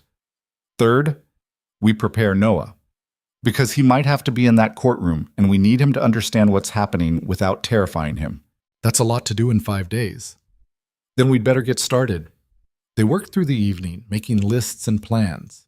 And upstairs, Noah slept with both pieces of wood clutched in his small hands, trusting in promises that 2 adults were desperately trying to keep. The 5 days before the hearing moved with the strange quality of time when you're both desperate for it to pass and terrified of what comes after. Vivian filled a small notebook with observations. October 10th, Noah ate breakfast at the table without prompting. October 11th, spoke 3 words to Caleb about the horses. October 12th, made eye contact twice during supper. Small things that might seem trivial to anyone else but felt monumental when you understood what they meant. Caleb threw himself into ranch work with an intensity that bordered on punishing. Like if he just worked hard enough, he could somehow control the outcome of something that was already out of his hands. Vivian watched him repair fences that didn't really need repairing, reorganize the barn, chop enough wood to last 2 winters. She didn't try to stop him. Everyone had their own way of managing fear. On the morning of October 14th, the day before the hearing, Martha Brennan showed up at the ranch driving a wagon with 3 other women Vivian had never met. Reinforcements, Martha announced, climbing down. This is Susan Chen, you know her already, and this is Margaret Cooper and Alice Thornton. Vivian recognized the last name. Thornton? As in Judge Thornton? Alice was a slight woman in her 40s with graying hair and shrewd eyes. His wife. And before you ask, yes, he knows I'm here, and no, he doesn't approve. But Harold Thornton doesn't run my life, and I'll be damned if I watch Everett Mercer destroy a family without saying something about it. You're willing to testify? Vivian asked. I'm willing to tell the truth. Whether that helps you or not, I can't say. Alice looked around the ranch, taking in the neat fences and well-maintained buildings. But I've known Everett Mercer for 20 years, and I know a power play when I see one. This isn't about what's best for that child. This is about Everett getting his way. Margaret Cooper, a weathered woman who looked like she'd raised a dozen children and wouldn't tolerate nonsense from any of them, nodded sharply. I've seen how Caleb is with that boy. Saw them in town last spring when Noah had one of his episodes. Some men were making noise outside the saloon, and it scared the child something fierce. Caleb didn't get angry, didn't punish him, just picked him up and carried him somewhere quiet until he calmed down.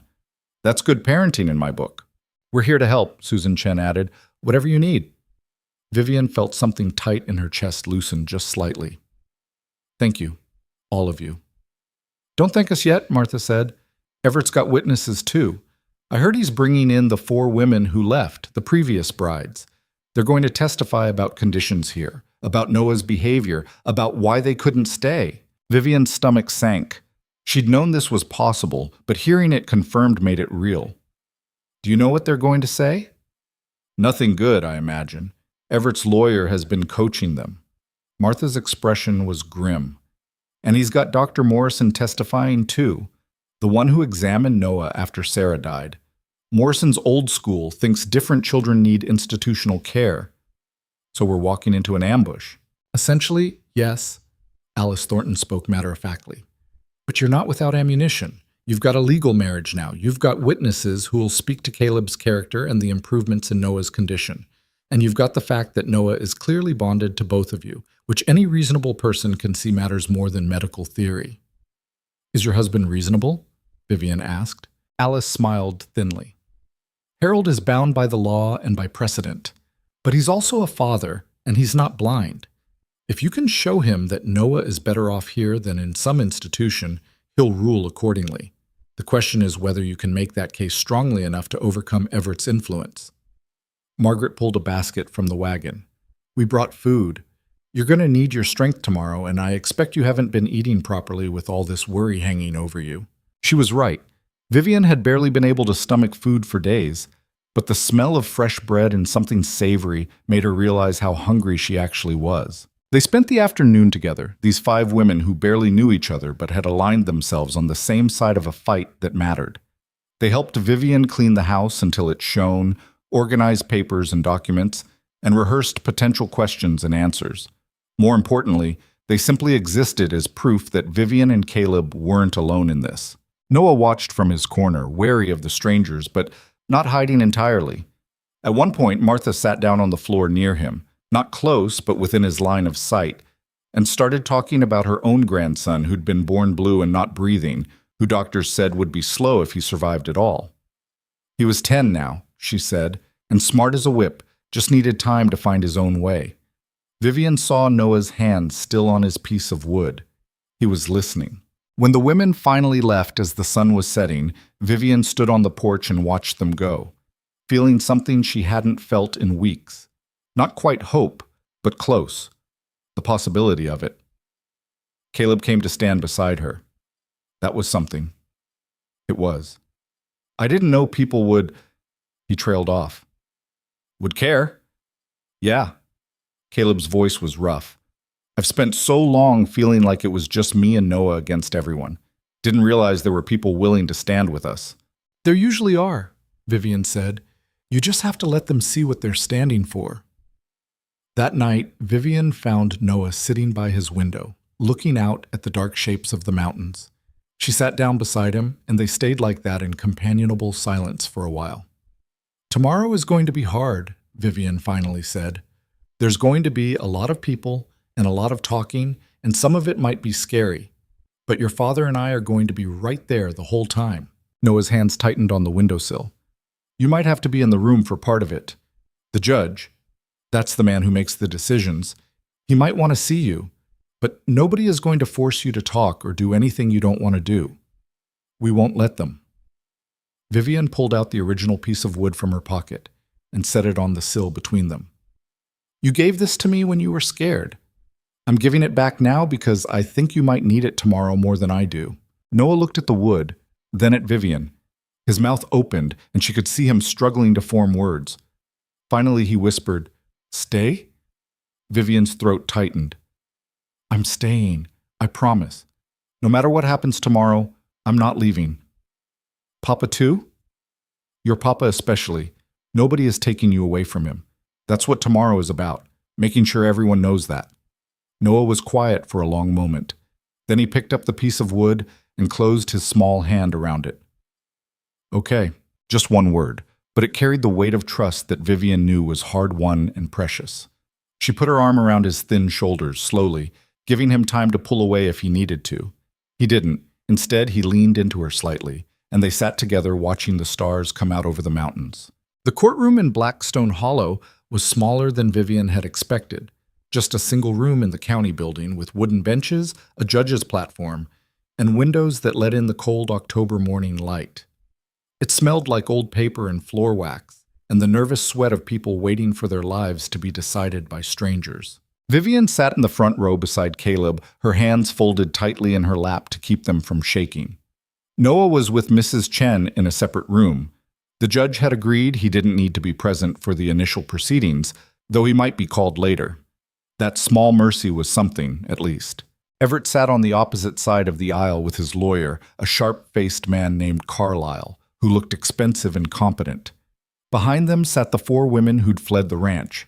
Vivian recognized one from town, the Philadelphia woman, pale and pinched. The others were strangers. All of them looked nervous. Behind Vivian and Caleb sat Martha and Harold Brennan, Susan Chen's husband, Margaret Cooper, and Alice Thornton, who'd positioned herself where her husband couldn't avoid seeing her. A small showing, but more than Vivian had expected. Judge Thornton entered, and everyone stood. He was a tall man with iron-gray hair and the kind of face that gave nothing away. He sat, arranged some papers, and looked out over the courtroom with an expression that suggested he'd rather be anywhere else.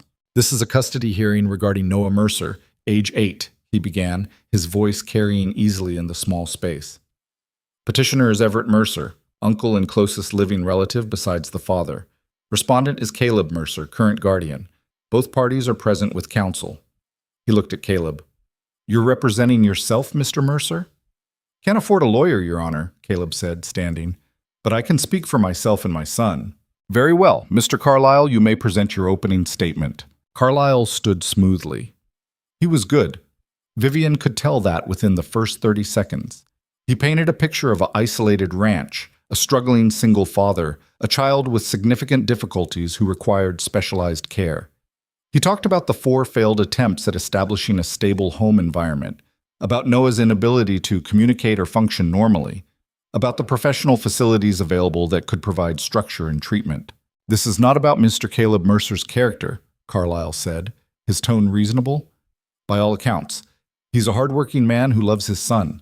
But love alone is not sufficient when a child has needs beyond what an untrained parent can provide.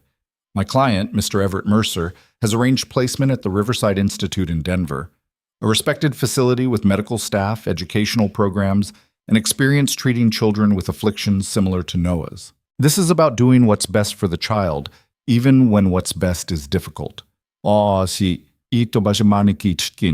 He sat down, and Vivian felt Caleb tense beside her like he wanted to stand up and punch something. She put her hand on his arm, steadying him. Judge Thornton looked at Caleb. "Your response?" Caleb stood, and for a moment he just stood there, all that height and breadth of him, looking like he was trying to compress everything he felt into words that would make sense to strangers. "My son is not afflicted," he said finally. "He's different. He sees the world in ways most of us don't, and that makes things hard for him sometimes. But that doesn't mean he's broken. It doesn't mean he needs to be locked away somewhere." His voice was steady but strained. "Since his mother died, I've been doing my best to raise him, to give him a home where he feels safe. And yes, I made mistakes. I tried to find a wife, tried to give him a mother, and it didn't work out. Those women came here expecting a normal child, and when they saw Noah was different, they left. But that's not Noah's fault. That's not evidence that he needs institutional care. That's evidence that some people can't see past their own expectations." "And yet," Judge Thornton said, "you now have a wife. Mrs. Vivian Mercer, married just days ago. Some might say the timing is convenient." Vivian stood before she could second-guess herself. "Your Honor, may I speak?" Thornton's eyebrows rose slightly, but he nodded. Briefly. "The timing was practical," Vivian said, keeping her voice calm. "My husband and I married quickly because we knew this hearing was coming and we knew it would be used against him if we didn't make our commitment legal. But the commitment itself isn't new. I came here 3 weeks ago intending to marry Caleb Mercer and help raise his son. I've spent those weeks getting to know Noah, learning what he needs, seeing what kind of home this is. And I can tell you with absolute certainty that sending that child to an institution would be the worst thing anyone could do to him."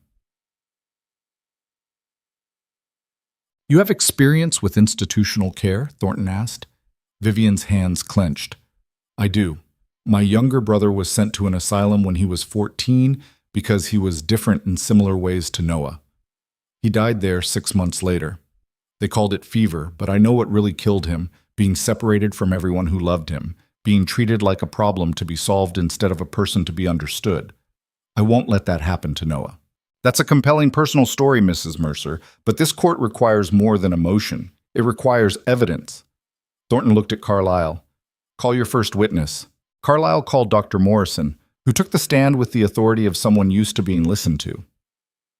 He was in his 60s, with white mutton chops and an old-fashioned collar. He testified that he'd examined Noah 3 years prior after Sarah's death and found him to be severely withdrawn, nonverbal, and unresponsive to normal stimuli. In my professional opinion, Morrison said, the child exhibited signs of profound mental deficiency, possibly complicated by nervous disorder.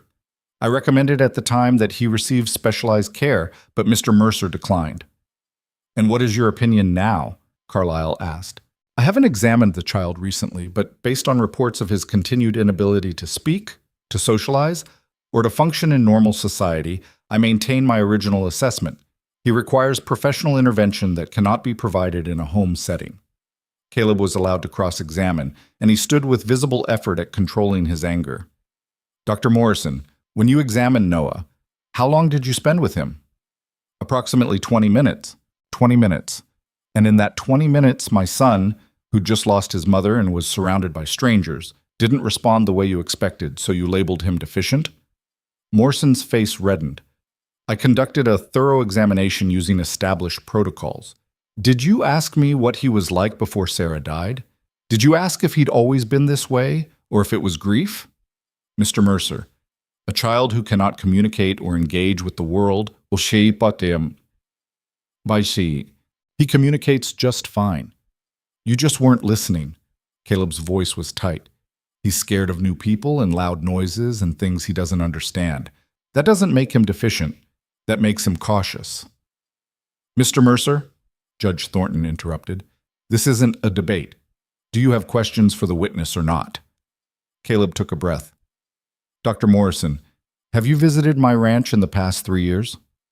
No. Have you observed Noah in his home environment where he's comfortable? No, but have you spoken to anyone who sees him regularly about his progress or his capabilities? I've reviewed reports. That's a no then. Caleb sat down. Carlyle called the 4 women next, one after another. Each of them told essentially the same story. They'd arrived expecting to marry Caleb and help raise his son, but Noah's behavior had been too much. He wouldn't speak to them, wouldn't look at them, ran away or hid when they approached. One woman, the one from Philadelphia, described coming downstairs the first morning to find Noah eating off the floor like an animal. Another talked about how he'd screamed when she tried to touch him, a sound she described as inhuman. I tried, the Philadelphia woman said, dabbing at her eyes. I really did. But that child needs help I couldn't provide, professional help. It's not fair to him to keep him isolated out there. Vivian watched Caleb's face go darker with each testimony. She wanted to tell him it didn't matter what these women said, but she knew that wasn't true. It did matter. Their words were building a picture of a home in chaos, a child out of control. When it was Caleb's turn to question them, he kept it brief. Miss Patterson, he said to the Philadelphia woman, how many days were you at my ranch? 3 days. And in those 3 days, did you make any attempt to understand why Noah behaves the way he does? I asked you about him. Did you sit with him? Did you give him space? Did you try to meet him where he was instead of expecting him to meet you? Miss Patterson looked flustered. I'm not a doctor. I didn't know what to do with a child like that. Exactly, Caleb said quietly. You didn't know, so you left. That's not evidence about Noah. That's evidence about you. By the time they broke for lunch, Vivian felt wrung out. The testimony had been brutal, each word painting Noah as something broken and Caleb as stubborn for not seeing it. They ate in tense silence in a small office the judge had let them use. Caleb stared at his sandwich without eating it. They made him sound like a monster, he finally said. They made him sound like a scared child who doesn't know how to trust strangers, Vivian corrected. There's a difference. The judge has to see that. Does he? Because from where I'm sitting, it looks like we're losing. Vivian wanted to argue, but she couldn't. It did look bad. She stood and paced to the window, looking out at the street where normal life continued, unaware that inside this building, a child's future was being decided by people who'd never really met him. We have witnesses this afternoon, she said. Martha and the others. That will help. Will it? Or will Carlyle tear them apart too? Before Vivian could answer, there was a knock at the door. Susan Chen stuck her head in, looking worried. Noah's asking for you, she said to Vivian. He's upset. I think he knows something's wrong. Vivian looked at Caleb, who nodded. Go. I'll wait here. She found Noah in the small side room, pacing back and forth with his hands fluttering at his sides. Mrs. Chen stood in the corner, giving him space but looking anxious. Noah, Vivian said softly. He turned toward her voice, and she saw the panic in his eyes. He'd been crying. His face was blotchy, and his breathing was too fast. Hey, she said, keeping her voice calm. It's all right. We're right here. Noah's mouth opened and closed. He was trying to speak, but couldn't get the words out. His hands moved faster, and Vivian recognized the signs of him spiraling into overwhelm. She sat down on the floor, making herself small and non-threatening. You don't have to talk. Just breathe with me, okay? In and out. She made a show of taking slow, deep breaths. Noah watched her, his chest heaving. In, Vivian said softly. And out, in and out. Gradually, Noah's breathing began to slow to match hers. His hands stopped fluttering quite so wildly. That's good, Vivian encouraged. You're doing so good. Noah took 2 shaky steps toward her, then crumpled. He didn't quite touch her, but he sat close enough that she could feel the heat of him, the trembling. His hands gripped his piece of wood so hard she worried it might splinter. I know you're scared, Vivian said. I'm scared too. But your papa and I are fighting for you. We're making sure you get to stay home where you belong. The man, Noah whispered. What man, honey? The bad man. Uncle. Noah's voice was barely audible. He wants to take me away. Vivian's chest constricted, so he understood more than they'd realized. Of course he did. He was quiet, not deaf. Different, not stupid. He wants to, Vivian agreed, because lying would only make it worse. But we're not going to let him. That's what's happening in there. We're telling the judge why you should stay with us. What if you lose? The question was so small, so terrified. Vivian wanted to promise they wouldn't, wanted to swear up and down that everything would be fine. But Noah deserved truth, not false comfort. If we lose, she said carefully, then we'll figure out what to do next. But Noah, listen to me. No matter what happens in that room, your father loves you, I love you, and we will fight for you as long as we have breath in our bodies. Do you understand?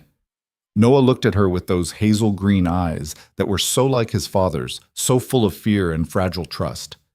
Then he did something that broke Vivian's heart and put it back together at the same time. He leaned against her, his small body pressed into her side, and whispered, Don't let them take me. Vivian wrapped her arms around him and held on. I won't. I promise you, I won't. When court resumed, Carlyle rested his case. It was Caleb's turn to present his defense, and Vivian could feel the tension radiating off him as he stood. I'd like to call Martha Brennan to the stand, he said. Martha testified about the changes she'd seen in Noah since Vivian arrived, how he'd started interacting more, eating at the table, even speaking occasionally. She talked about Caleb's character, about how he'd always treated his son with patience and respect, even when others told him to be harsher. Carlyle's cross-examination was brief but pointed. Mrs. Brennan, you run a store in town, is that correct? Yes. And the Mercers are customers? Among others, yes. So you have a financial interest in maintaining good relations with them? Martha's eyes narrowed. I have a moral interest in not seeing a child destroyed by people who think different means broken. The money doesn't enter into it. Next came Margaret Cooper, who testified about seeing Caleb handle Noah's episode in town with patience. Then Alice Thornton, who spoke carefully but clearly about her observations of the ranch and her concerns about Everett's motivations. Carlyle tried to undermine each of them, but they held firm. By the time Susan Chen finished testifying about Noah's progress, Vivian felt like maybe, just maybe, they were building something solid enough to stand on. Then Judge Thornton said the words Vivian had been dreading, I'd like to see the child. The room went silent. Caleb's face went pale. Your Honor, he started, Noah doesn't do well with strangers or new places. Bringing him in here, I'm aware of his difficulties, Mr. Mercer, but I can't make a decision about his welfare without observing him myself. Bring him in. Mrs. Chen went to get Noah, and Vivian felt her heart hammering. This could go so wrong. If Noah panicked, if he couldn't handle the courtroom, It would only prove Carlisle's point about him needing institutional care. The door opened and Noah came in, Mrs. Chen's hand hovering near his shoulder, but not touching. He was pale, his eyes too wide, his hands gripping that piece of wood like a lifeline. He looked at the room full of strangers and froze. "Come here, son," Caleb said gently, standing. Noah didn't move. His breathing was getting faster, his hands starting to flutter. Vivian stood slowly and walked toward him, not rushing. When she reached him, she knelt down to his level. "Remember what I said?" she murmured. "We're right here. You don't have to do anything you don't want to do. Just be yourself." Noah's eyes found hers, desperate. "It's okay," Vivian said. "Look, there's your papa. See him?" Noah's gaze shifted to Caleb, who was standing very still, his whole body radiating the need to go to his son, but knowing he had to let Noah come to him. "You can go to him if you want," Vivian said. "Or you can stay with me. Either way is fine." Noah took a shuddering breath, then another. Then, very slowly, he walked toward Caleb. Not running, not hiding, walking. When he reached his father, Caleb very carefully put his hand on Noah's shoulder. Noah didn't pull away. Instead, he leaned into the touch, and Vivian saw several people in the courtroom react, faces softening, positions shifting. "Noah," Judge Thornton said, his voice gentler than it had been all day. "I'm Judge Thornton. Do you know why you're here?" Noah's hands tightened on the wood. He didn't answer. "It's all right if you don't want to talk," Thornton continued, "but I need to ask you some questions. You can nod or shake your head if that's easier. Does that work?" Noah gave the smallest nod. "Good. Are you afraid of your father?" A sharp shake of the head. "No." "Does he hurt you or neglect you?" Another shake. "No." "Do you feel safe at home?" Noah hesitated, then nodded. "Yes." "And Mrs. Mercer?" Thornton gestured at Vivian. "Do you like having her there?" Noah looked at Vivian, and something in his face shifted. He nodded again, more firmly this time. Everett made a sound of disgust from his seat. "Your Honor, the child is clearly being coached." "Mr. Mercer," Thornton said sharply, "you'll have your chance to speak. Right now I'm observing." He turned back to Noah. "One more question. If you could choose, stay at home with your father and Mrs. Mercer, or go to a place with doctors who might be able to help you, what would you choose?" It was a trap of a question. Vivian could see that. If Noah chose home, Carlisle would argue he didn't understand what was best for him. If he chose the institution, it was over. Noah didn't answer right away. He looked at Caleb, then at Vivian, then down at the piece of wood in his hands. His mouth opened, closed, opened again. And then, in a voice that was small but clear enough to carry in the silent courtroom, he said, "Home. Want to go home." The room erupted. Everett was on his feet shouting about coaching and manipulation. Carlisle was objecting. Several spectators were talking at once. But Vivian only had eyes for Noah, who'd spoken in front of all these strangers despite his terror, because the alternative was worse. Judge Thornton banged his gavel. "Order! Everyone sit down and be quiet, or I'll clear this room." The noise subsided. Thornton looked at Noah for a long moment, then at Caleb, then at Vivian. His face was still unreadable, but something had changed in his eyes. "We'll take a brief recess," he said. "When we return, I'll hear closing statements and render my decision." As they filed out, Caleb picked up Noah and carried him back to the side room. The boy was shaking, completely spent from the effort of speaking, of being present in that room full of eyes and expectations. "You did so good," Caleb kept saying into his son's hair. "So good. I'm so proud of you." Vivian stood in the doorway watching them, and Martha came up beside her. "That might have done it," Martha said quietly. "Seeing him speak, seeing him choose. Thornton's not a cruel man. He has to have seen what we all saw. That boy knows where he belongs." "I hope you're right," Vivian said. "We'll know soon enough." When they reconvened, Carlisle gave his closing statement first. He acknowledged Noah's testimony, but argued it only showed how deeply the child was attached to the only life he knew, which didn't mean it was the best life for him. He painted a picture of future years, of Noah growing into a man without skills or ability to function in society, becoming a burden first to Caleb and eventually to the state. He spoke about the potential for real improvement at Riverside Institute, about trained professionals and structured programs. Then it was Caleb's turn. He stood, and for a moment he just looked at the judge. Then he said, "Your Honor, I'm not going to pretend I know all the right answers. I'm not a doctor or an expert. I'm just a father trying to do right by his son. And maybe I've made mistakes. Maybe I should have done things differently.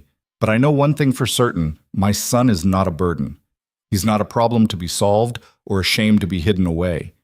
He's a child who deserves to grow up in a home where people love him for who he is, not who they wish he'd be." Caleb's voice was steady, gaining strength. "You saw him today. You saw him scared but trying, speaking when it's hard for him, trusting when he's got every reason not to. That's not a child who needs to be locked away. That's a child who's already braver than most adults in this room. And if you send him to that institution, you'll kill that bravery. You'll teach him that being different is something to be ashamed of, something that needs to be fixed. You'll break his spirit trying to make him fit a mold he was never meant to fit." He paused, his hands gripping the edge of the table. "My wife told you about her brother, about what happens when children like Noah get sent away. I'm asking you, begging you, don't let that happen to my son. He's got a home. He's got people who love him. He's got a chance at a life that's his own, on his own terms. That's more than any institution will ever give him." Caleb sat down, and the courtroom was completely quiet. Judge Thornton looked down at his papers for a long time. Then he looked up. "I've heard a lot of testimony today," he said, "arguments on both sides. And I'll admit, this is one of the harder decisions I've faced." He paused. "Mr. Everett Mercer, I don't doubt your concern for your nephew. I believe you think you're acting in his best interest. But I've also sat on this bench long enough to recognize when someone is more concerned with propriety than with people." Everett's face flushed dark red. "As for the medical testimony," Thornton continued, "I give it weight. But I also note that Dr. Morrison hasn't seen this child in 3 years, and his examination at that time was conducted under the worst possible circumstances. A 20-minute evaluation of a grieving child is not sufficient basis to condemn him to institutional life." Vivian's heart was pounding so hard she could feel it in her throat. "I've also noted the testimony of multiple witnesses who've observed Noah Mercer recently and attest to his progress. And most importantly," Thornton looked directly at where Noah sat with Caleb, "I've seen the child myself. I've seen him respond to his father and to Mrs. Mercer with clear trust and affection. I've heard him speak, which several witnesses testified was a rare occurrence, and I've seen him make a choice about his own life when given the opportunity." The judge took a breath. "It is the finding of this court that Noah Mercer is adequately cared for in his current home. While his needs are significant, there is no evidence of neglect or abuse. On the contrary, there is substantial evidence that he is bonded to his father and stepmother and is making developmental progress under their care. Therefore, the petition for change of custody is denied. Noah Mercer will remain with his father, Caleb Mercer." The gavel came down, and for a moment Vivian couldn't process the words. Then they hit her all at once, and she turned to Caleb and saw tears streaming down his face. They'd won. Behind them, Martha and the others were celebrating quietly. Across the aisle, Everett was on his feet, his face thunderous, arguing with Carlyle in harsh whispers. But Vivian didn't care about any of that. She cared about the little boy who was looking up at his father with something like wonder, like he couldn't quite believe it was over, that he was safe. Caleb picked up Noah and held him tight, and Noah, miracle of miracles, wrapped his thin arms around his father's neck and held on. Vivian stood and put her hand on both of them, completing the circle. Outside, the October afternoon was fading into evening, and somewhere in the distance she could hear the sounds of Blackstone Hollow going about its business, unaware that inside this courtroom a family had just fought for its life and won. They didn't go straight home. Caleb drove the wagon toward the ranch but pulled off about a mile before they reached it, guiding the horses to a small clearing overlooking the valley. The sun was setting, painting the sky in shades of orange and purple that seemed too vivid to be real, and the first stars were beginning to show themselves in the darkening east. Noah had fallen asleep against Vivian's shoulder, exhausted from the day's emotions. His face was peaceful in a way she'd rarely seen it. No tension around his eyes, no tightness in his jaw. Just a sleeping child who'd fought a battle no 8-year-old should have to fight, and come out the other side. Caleb sat with the reins loose in his hands, staring out at the mountains like he was trying to memorize them. Or maybe like he was seeing them for the first time, I keep waiting to wake up, he said finally. Keep thinking I'm going to open my eyes and we'll still be in that courtroom and the judge will be saying something different. It's real, Vivian said quietly. We won. Noah gets to stay. Because of you. Caleb turned to look at her, and in the fading light his face was stark with emotion. If you hadn't come, if you hadn't stayed, if you hadn't married me and stood up there and fought, you would have found another way, Vivian interrupted. You're his father. You would have kept fighting. Maybe. But I wouldn't have won. Not alone. Caleb's voice cracked slightly. 3 weeks ago, I was ready to give up. Not on Noah, never on him, but on the idea that anyone else would ever understand. That anyone would ever see him the way I do. And then you showed up and just... He gestured helplessly. You saw him, right from the start. You knew what he needed. I knew what my brother needed. It's not the same, but it's close enough. Vivian adjusted her arm around Noah's sleeping form. And I didn't do this alone either. Martha and the others, they stood up when they didn't have to. Your neighbors saw what was right, and they acted. That matters. It does, Caleb agreed. But you're the one who made it possible. You're the one who gave me hope that things could be different. He paused, choosing his words carefully. I know this marriage isn't what either of us planned. I know it started as a practical arrangement, a way to fight Everett. But I want you to know, if you want to stay, really stay, as a real family, I'd like that, more than I can probably say properly. Vivian felt something warm unfold in her chest. Not love. Not yet. They were too new to each other for that word, but something like it. The beginning of it. I'm staying, she said, not because of paperwork or because I feel obligated. I'm staying because this... She gestured at the three of them in the wagon, at the ranch waiting below, at the mountain standing sentinel. This feels like home. For the first time since I lost my family, this feels like where I'm supposed to be. Caleb reached out and took her hand, the one not supporting Noah. His palm was rough with calluses, warm and solid. Then welcome home, Vivian Mercer. She squeezed his hand. Thank you for letting me in. They sat like that as full dark came on. Three people who'd found each other through desperation and necessity and had somehow built something worth keeping. The days that followed the hearing were strange in their normalcy. Vivian had expected some grand change, some dramatic shift, but life on the ranch simply continued. Horses still needed feeding, fences still needed mending, winter was still coming and preparations had to be made. The work didn't stop just because they'd won a legal battle. But small things were different.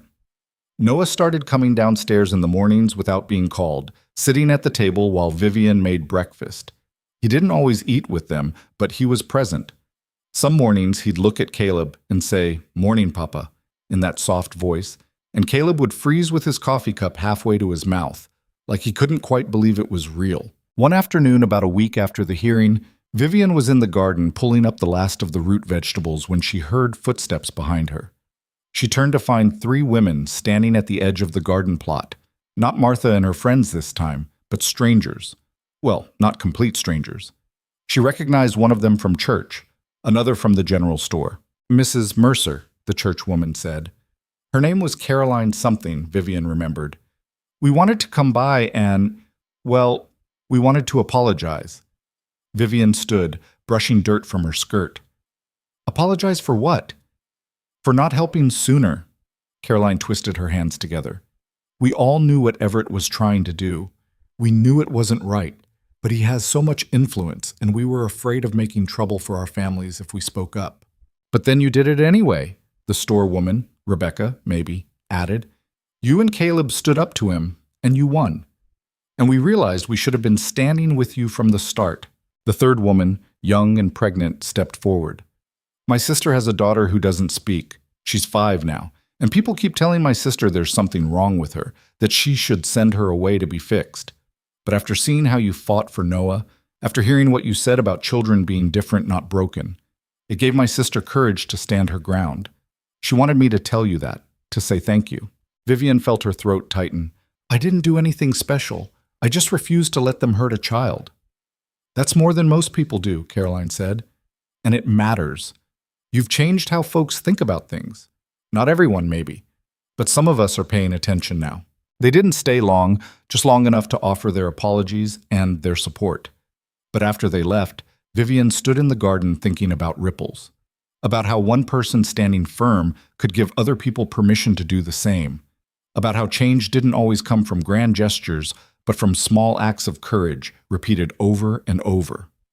That evening at supper, she mentioned the visitors to Caleb. He listened, then shook his head in wonder. Never thought I'd see the day when people came out here to apologize for not helping me. Usually it's the opposite, people telling me what I'm doing wrong. Maybe they're learning, Vivian said, or maybe they just needed to see that standing up to power is possible. Either way, it's something. Caleb glanced at Noah, who was carefully arranging his peas into groups of 3. Things are changing in this town. Slowly, but changing. He was right. Over the next few weeks, Vivian noticed shifts in how people treated them when they went into Blackstone Hollow. Fewer stares, more nods of greeting.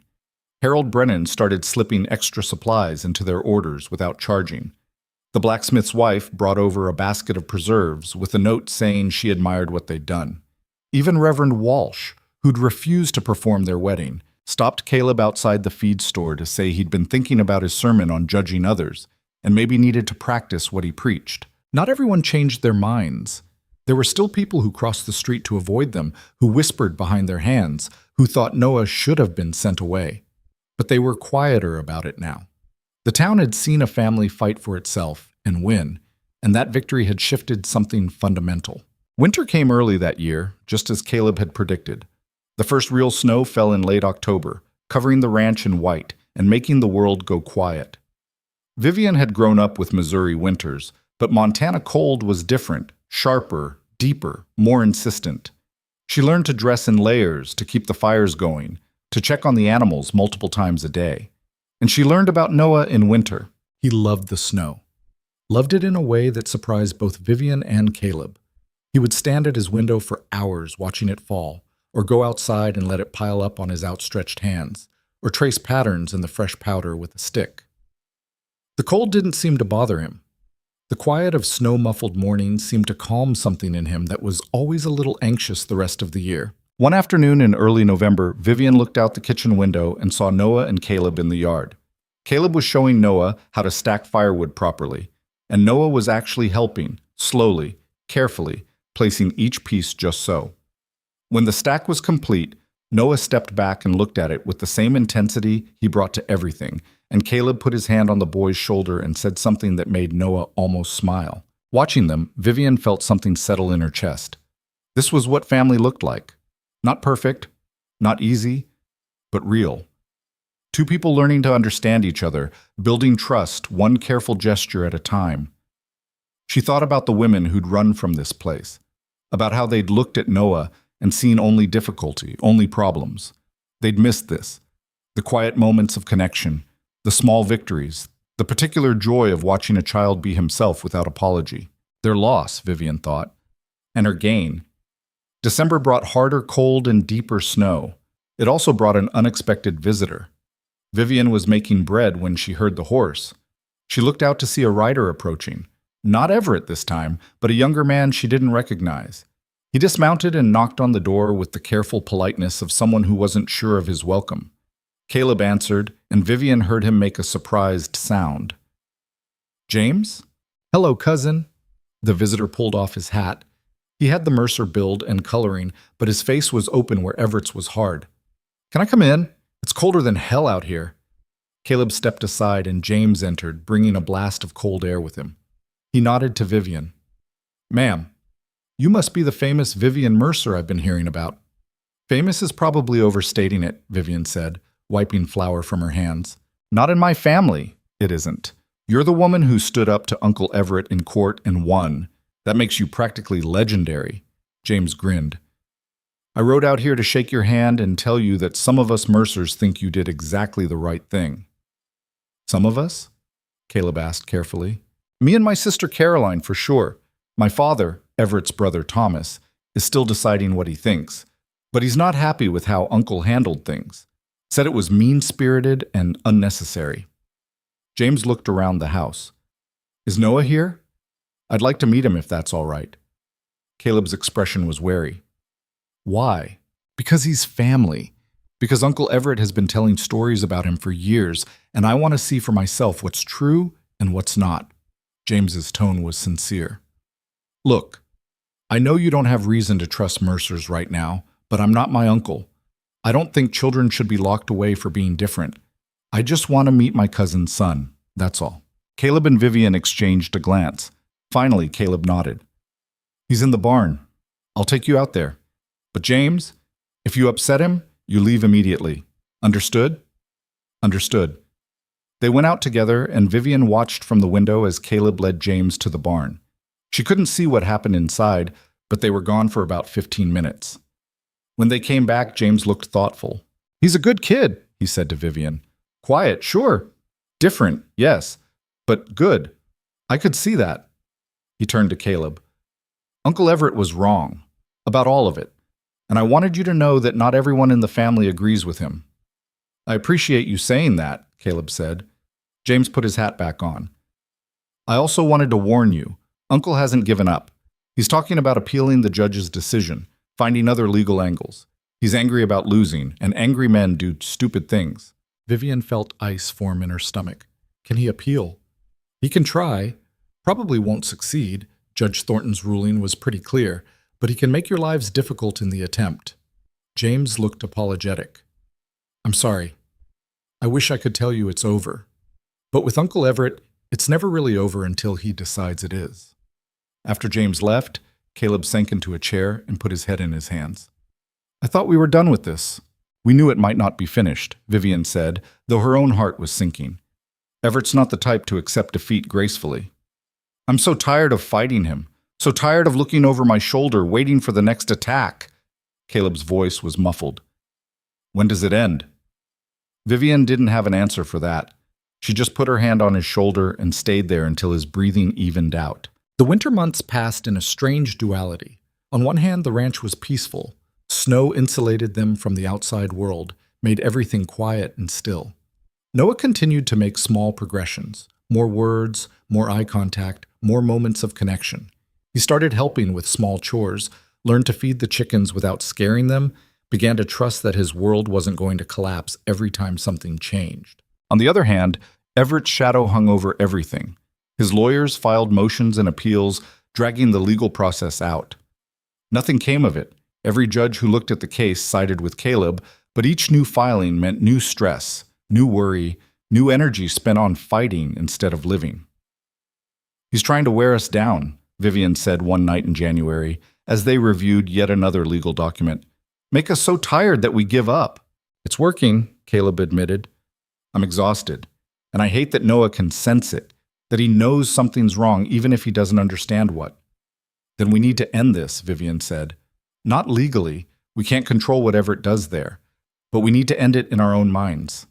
Stop letting him take up space in our lives. How do we do that? Vivian thought about it. We live. We focus on Noah and the ranch and building our life together. We acknowledge that Everett exists, that he's a threat, but we don't give him more power than he actually has. He can file all the motions he wants, but he can't take Noah as long as we keep fighting. So we keep fighting, but we don't let the fight become our whole life. Caleb looked at her with something like awe. When did you get so wise? I'm not wise. I'm just stubborn. Vivian managed to smile. And I'm tired of letting that man dictate how we feel in our own home. This is our house, our family. He doesn't get to poison it. It was easier said than done, but they tried. When legal papers arrived, they dealt with them efficiently and then put them away. They stopped talking about Everett at meals, stopped letting worry about his next move dominate their conversations. They focused instead on the daily rhythms of ranch life, on Noah's gradual opening up, on learning to be a family.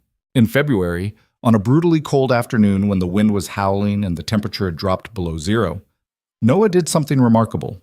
He came downstairs carrying his piece of wood and walked straight to Vivian, who was mending socks by the fire. Without a word, he held the wood out to her. You want me to have this? She asked gently. Noah shook his head. Then he pressed it into her palm and closed her fingers around it. And in a voice that was getting stronger every day, he said, Keep it safe. For me. Of course, Vivian said, her throat tight. Always. Noah looked at her seriously. You're my mama now? The question hit Vivian like a physical blow. She glanced at Caleb, who'd frozen in place across the room. Then she looked back at Noah and decided that truth was always better than pretty lies. "I'm not the mama who gave birth to you," she said carefully. "That was Sarah, and she loved you very much. But I'm the mama who's here now, the mama who's going to stay, if that's what you want." Noah considered this with the gravity he brought to everything important. Then he nodded. "Okay, you stay." He went back upstairs, leaving Vivian and Caleb staring at each other. "Did that just happen?" Caleb asked. "I think so." Vivian looked down at the piece of wood in her hand, worn smooth by years of a small boy's anxious grip. "He called me Mama." "He did?" Caleb came over and sat beside her. "Sarah would have liked you, I think. Would have been glad you're here." "You think so?" "I know so. She wanted Noah to be happy and safe more than anything. You've given him both." Caleb's hand found hers. "You've given us both that." March brought the first hints of spring. Snow melting during the day, icicles dripping from the eaves, the sun staying up a little longer each evening. And it brought news from town that Martha delivered personally. "Everett's dropped the appeals," she announced, bustling into the house with snowmelt on her boots. "All of them. His lawyer filed papers this morning withdrawing every motion." Vivian felt her heart skip. "Why? What changed?" "Near as I can tell, Judge Thornton got tired of seeing the same case over and over. He called Everett and his lawyer into chambers last week and apparently read them the riot act, told them they were wasting the court's time, and if they filed one more frivolous motion, he'd sanction them both." Martha grinned. "Everett doesn't like being threatened with financial penalties. He withdrew everything." Caleb had gone very still. "So it's over? Really over?" "As over as it's going to get. He could try again, but it would cost him money and reputation, and I don't think his pride can take another loss." Martha's expression sobered. "That said, I wouldn't trust him as far as I could throw him. Keep your guard up." After Martha left, Vivian and Caleb sat in silence for a long time. Then Caleb said, "I don't know what to do with this feeling." "What feeling?" "Relief. Hope. Like maybe we actually get to just live now, without constantly looking over our shoulders." He laughed, but it sounded shaky. "I'm afraid to believe it." "So don't believe it all at once," Vivian said. "Just believe it a little bit each day. See what happens." What happened was spring. Real spring, with the snow melting in earnest and the ground turning to mud and then to grass. The creek ran high with snowmelt, and wildflowers started appearing in impossible colors. Caleb began preparing the fields for planting, and Noah started following him around more, watching how things worked with that intense focus he brought to everything. One morning in April, Vivian was hanging laundry when she noticed Noah crouched by the garden plot, digging in the dirt with a stick. She walked over to see what he was doing. He'd made a pattern of some kind, lines and circles that might have been random or might have been deeply meaningful. She couldn't tell which. "That's interesting," she said. "What are you making?" "Garden," Noah said. "For Mama. First Mama and second Mama." Vivian's breath caught. "A garden for both of us?" Noah nodded. He pointed to one circle. "Flowers Sarah liked." Then to another. "Flowers you like." "How do you know what flowers I like?" "You stopped and looked at them. On the way to town, the yellow ones." Noah's voice was matter-of-fact. "You smiled." Vivian thought back and realized he was right. She'd seen some early wildflowers blooming beside the road and had paused to admire them. She hadn't thought anyone noticed, but Noah noticed everything. "That's a beautiful idea," she said softly. "Should we plant it together?" Noah looked up at her, squinting against the sun. "You know how?" "Some. My mother taught me a little." Vivian knelt beside him in the dirt. "We can figure it out together." They spent the afternoon planning the garden, where things would go, what they'd plant, how they'd arrange it. Caleb came to check on them at one point and found them both covered in mud, arguing good-naturedly about whether roses should go in the back or the front. "Roses are tall," Vivian was saying.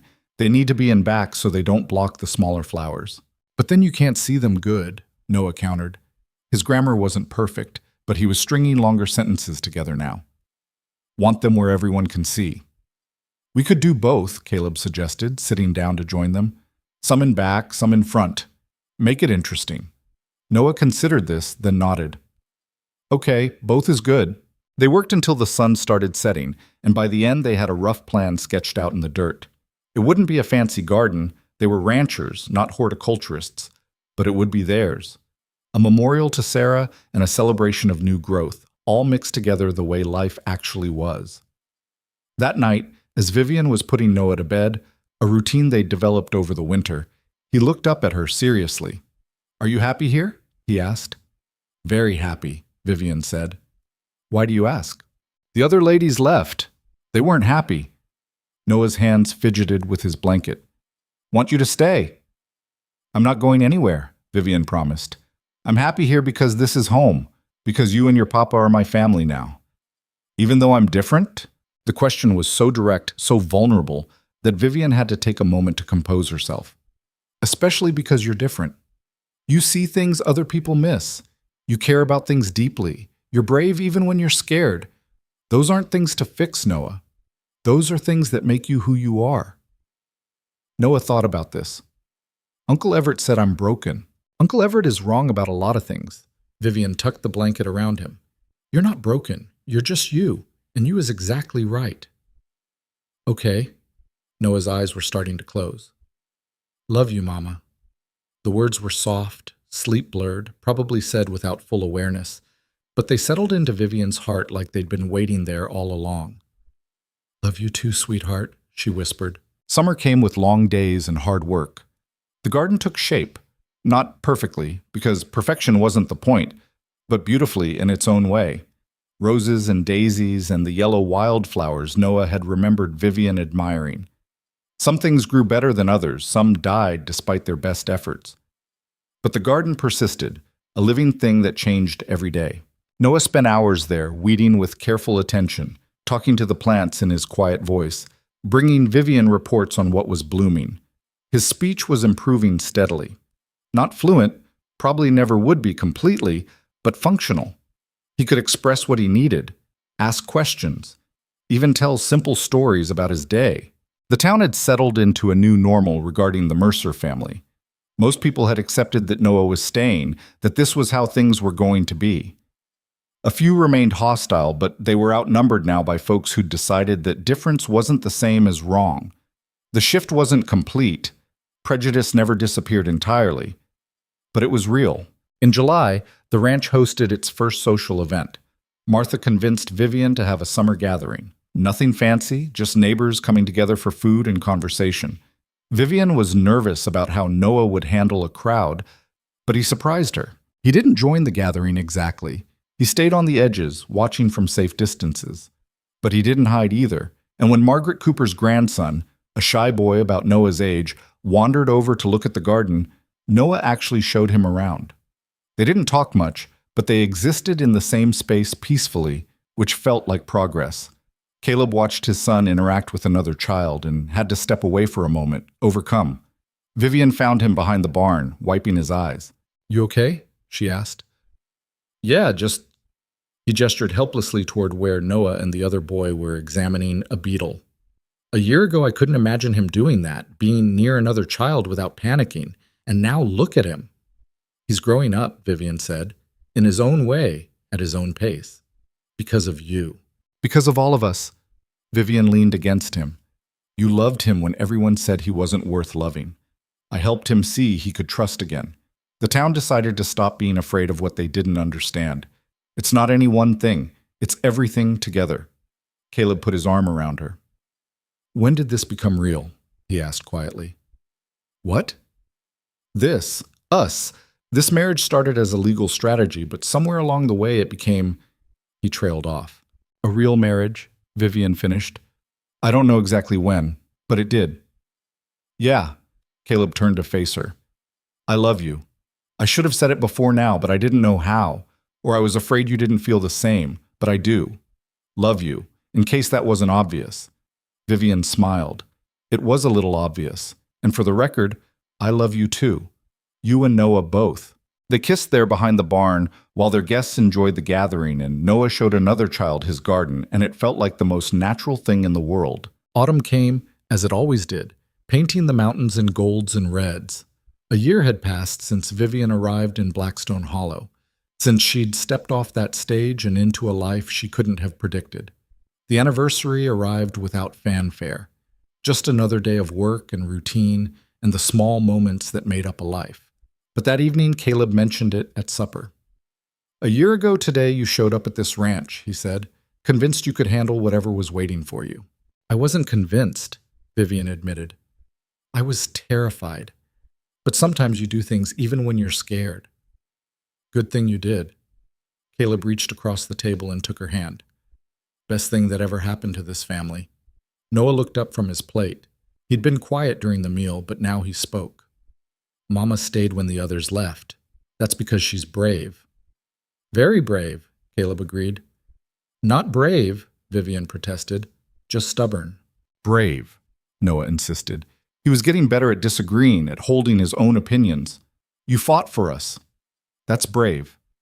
Vivian felt tears prick her eyes. "Well, you fought too. Standing up in that courtroom, speaking when it was hard. We all fought together." "And we won," Noah said, like it was a simple fact, which it was. They had won. Not just the custody battle, though that mattered. They'd won something bigger, the right to exist as they were, without shame or apology. The right to be a family on their own terms. As winter approached again, Vivian sometimes thought about those 4 women who'd run from this place. She didn't judge them exactly. Everyone had their limits, their fears, their own histories that shaped what they could handle. But she did feel a deep gratitude that she'd been the one who stayed, that she'd looked at a frightened little boy and seen not a problem, but a person, that she'd chosen to build something instead of running away from difficulty. One evening in late November, snow falling soft and thick outside, the 3 of them sat by the fire. Noah was drawing in a notebook Vivian had bought him. He'd discovered he liked sketching, had a real talent for capturing details. Caleb was reading by lamplight. Vivian was mending a shirt. Normal, domestic, unremarkable, and perfect in its unremarkability. "Mama?" Noah said without looking up from his drawing. "Hmm?" "I'm glad you're the one who stayed." Vivian set down her mending. "Me too, sweetheart. Me too." Outside, the snow continued falling, covering the ranch in white. The mountains stood watch as they always had, indifferent and eternal. The world turned toward winter, toward cold and darkness. But inside the house there was warmth and light and the quiet peace of people who belonged together. 4 brides had looked at this life and seen impossibility. But Vivian Hale, Vivian Mercer now, had looked at the same life and seen home, had seen a father fighting for his son, had seen a child who needed someone to fight for him, had seen the chance to build something real and lasting from the broken pieces everyone else had abandoned. She'd stayed when staying was hard.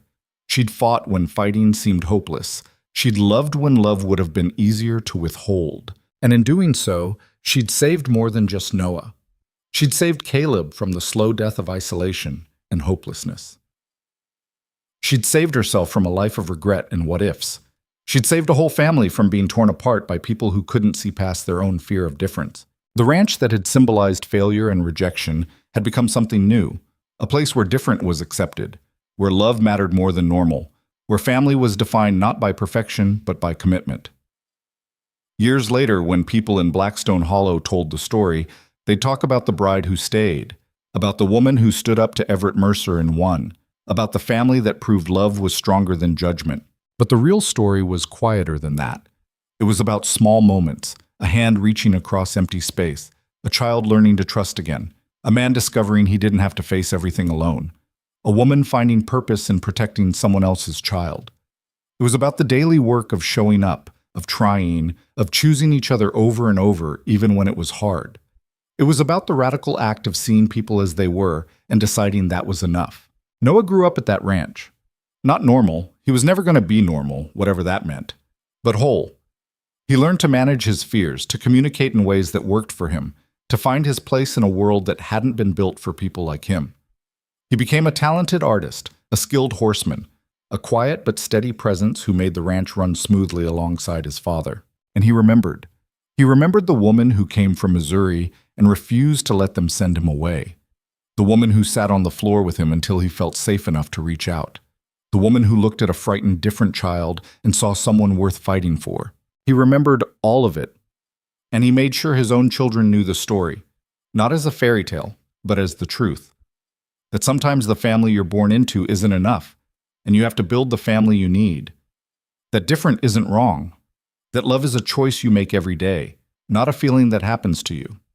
That staying matters more than arriving. On cold winter nights, when the wind howled down from the mountains and the world seemed impossibly dark, Vivian would sometimes think back to that first day, standing in the dusty street of Blackstone Hollow with her trunk and her determination, watching the town watch her, knowing they expected her to fail. She'd proven them wrong, not because she was special or particularly wise or braver than anyone else, but because she'd made a choice and stuck to it, because she'd seen what mattered and fought for it, because she'd understood something fundamental that those other women had missed, that building a family wasn't about ease or convenience or everything going smoothly. It was about showing up, day after day, in small ways and large ones, in moments of triumph and moments of sheer exhausted stubbornness.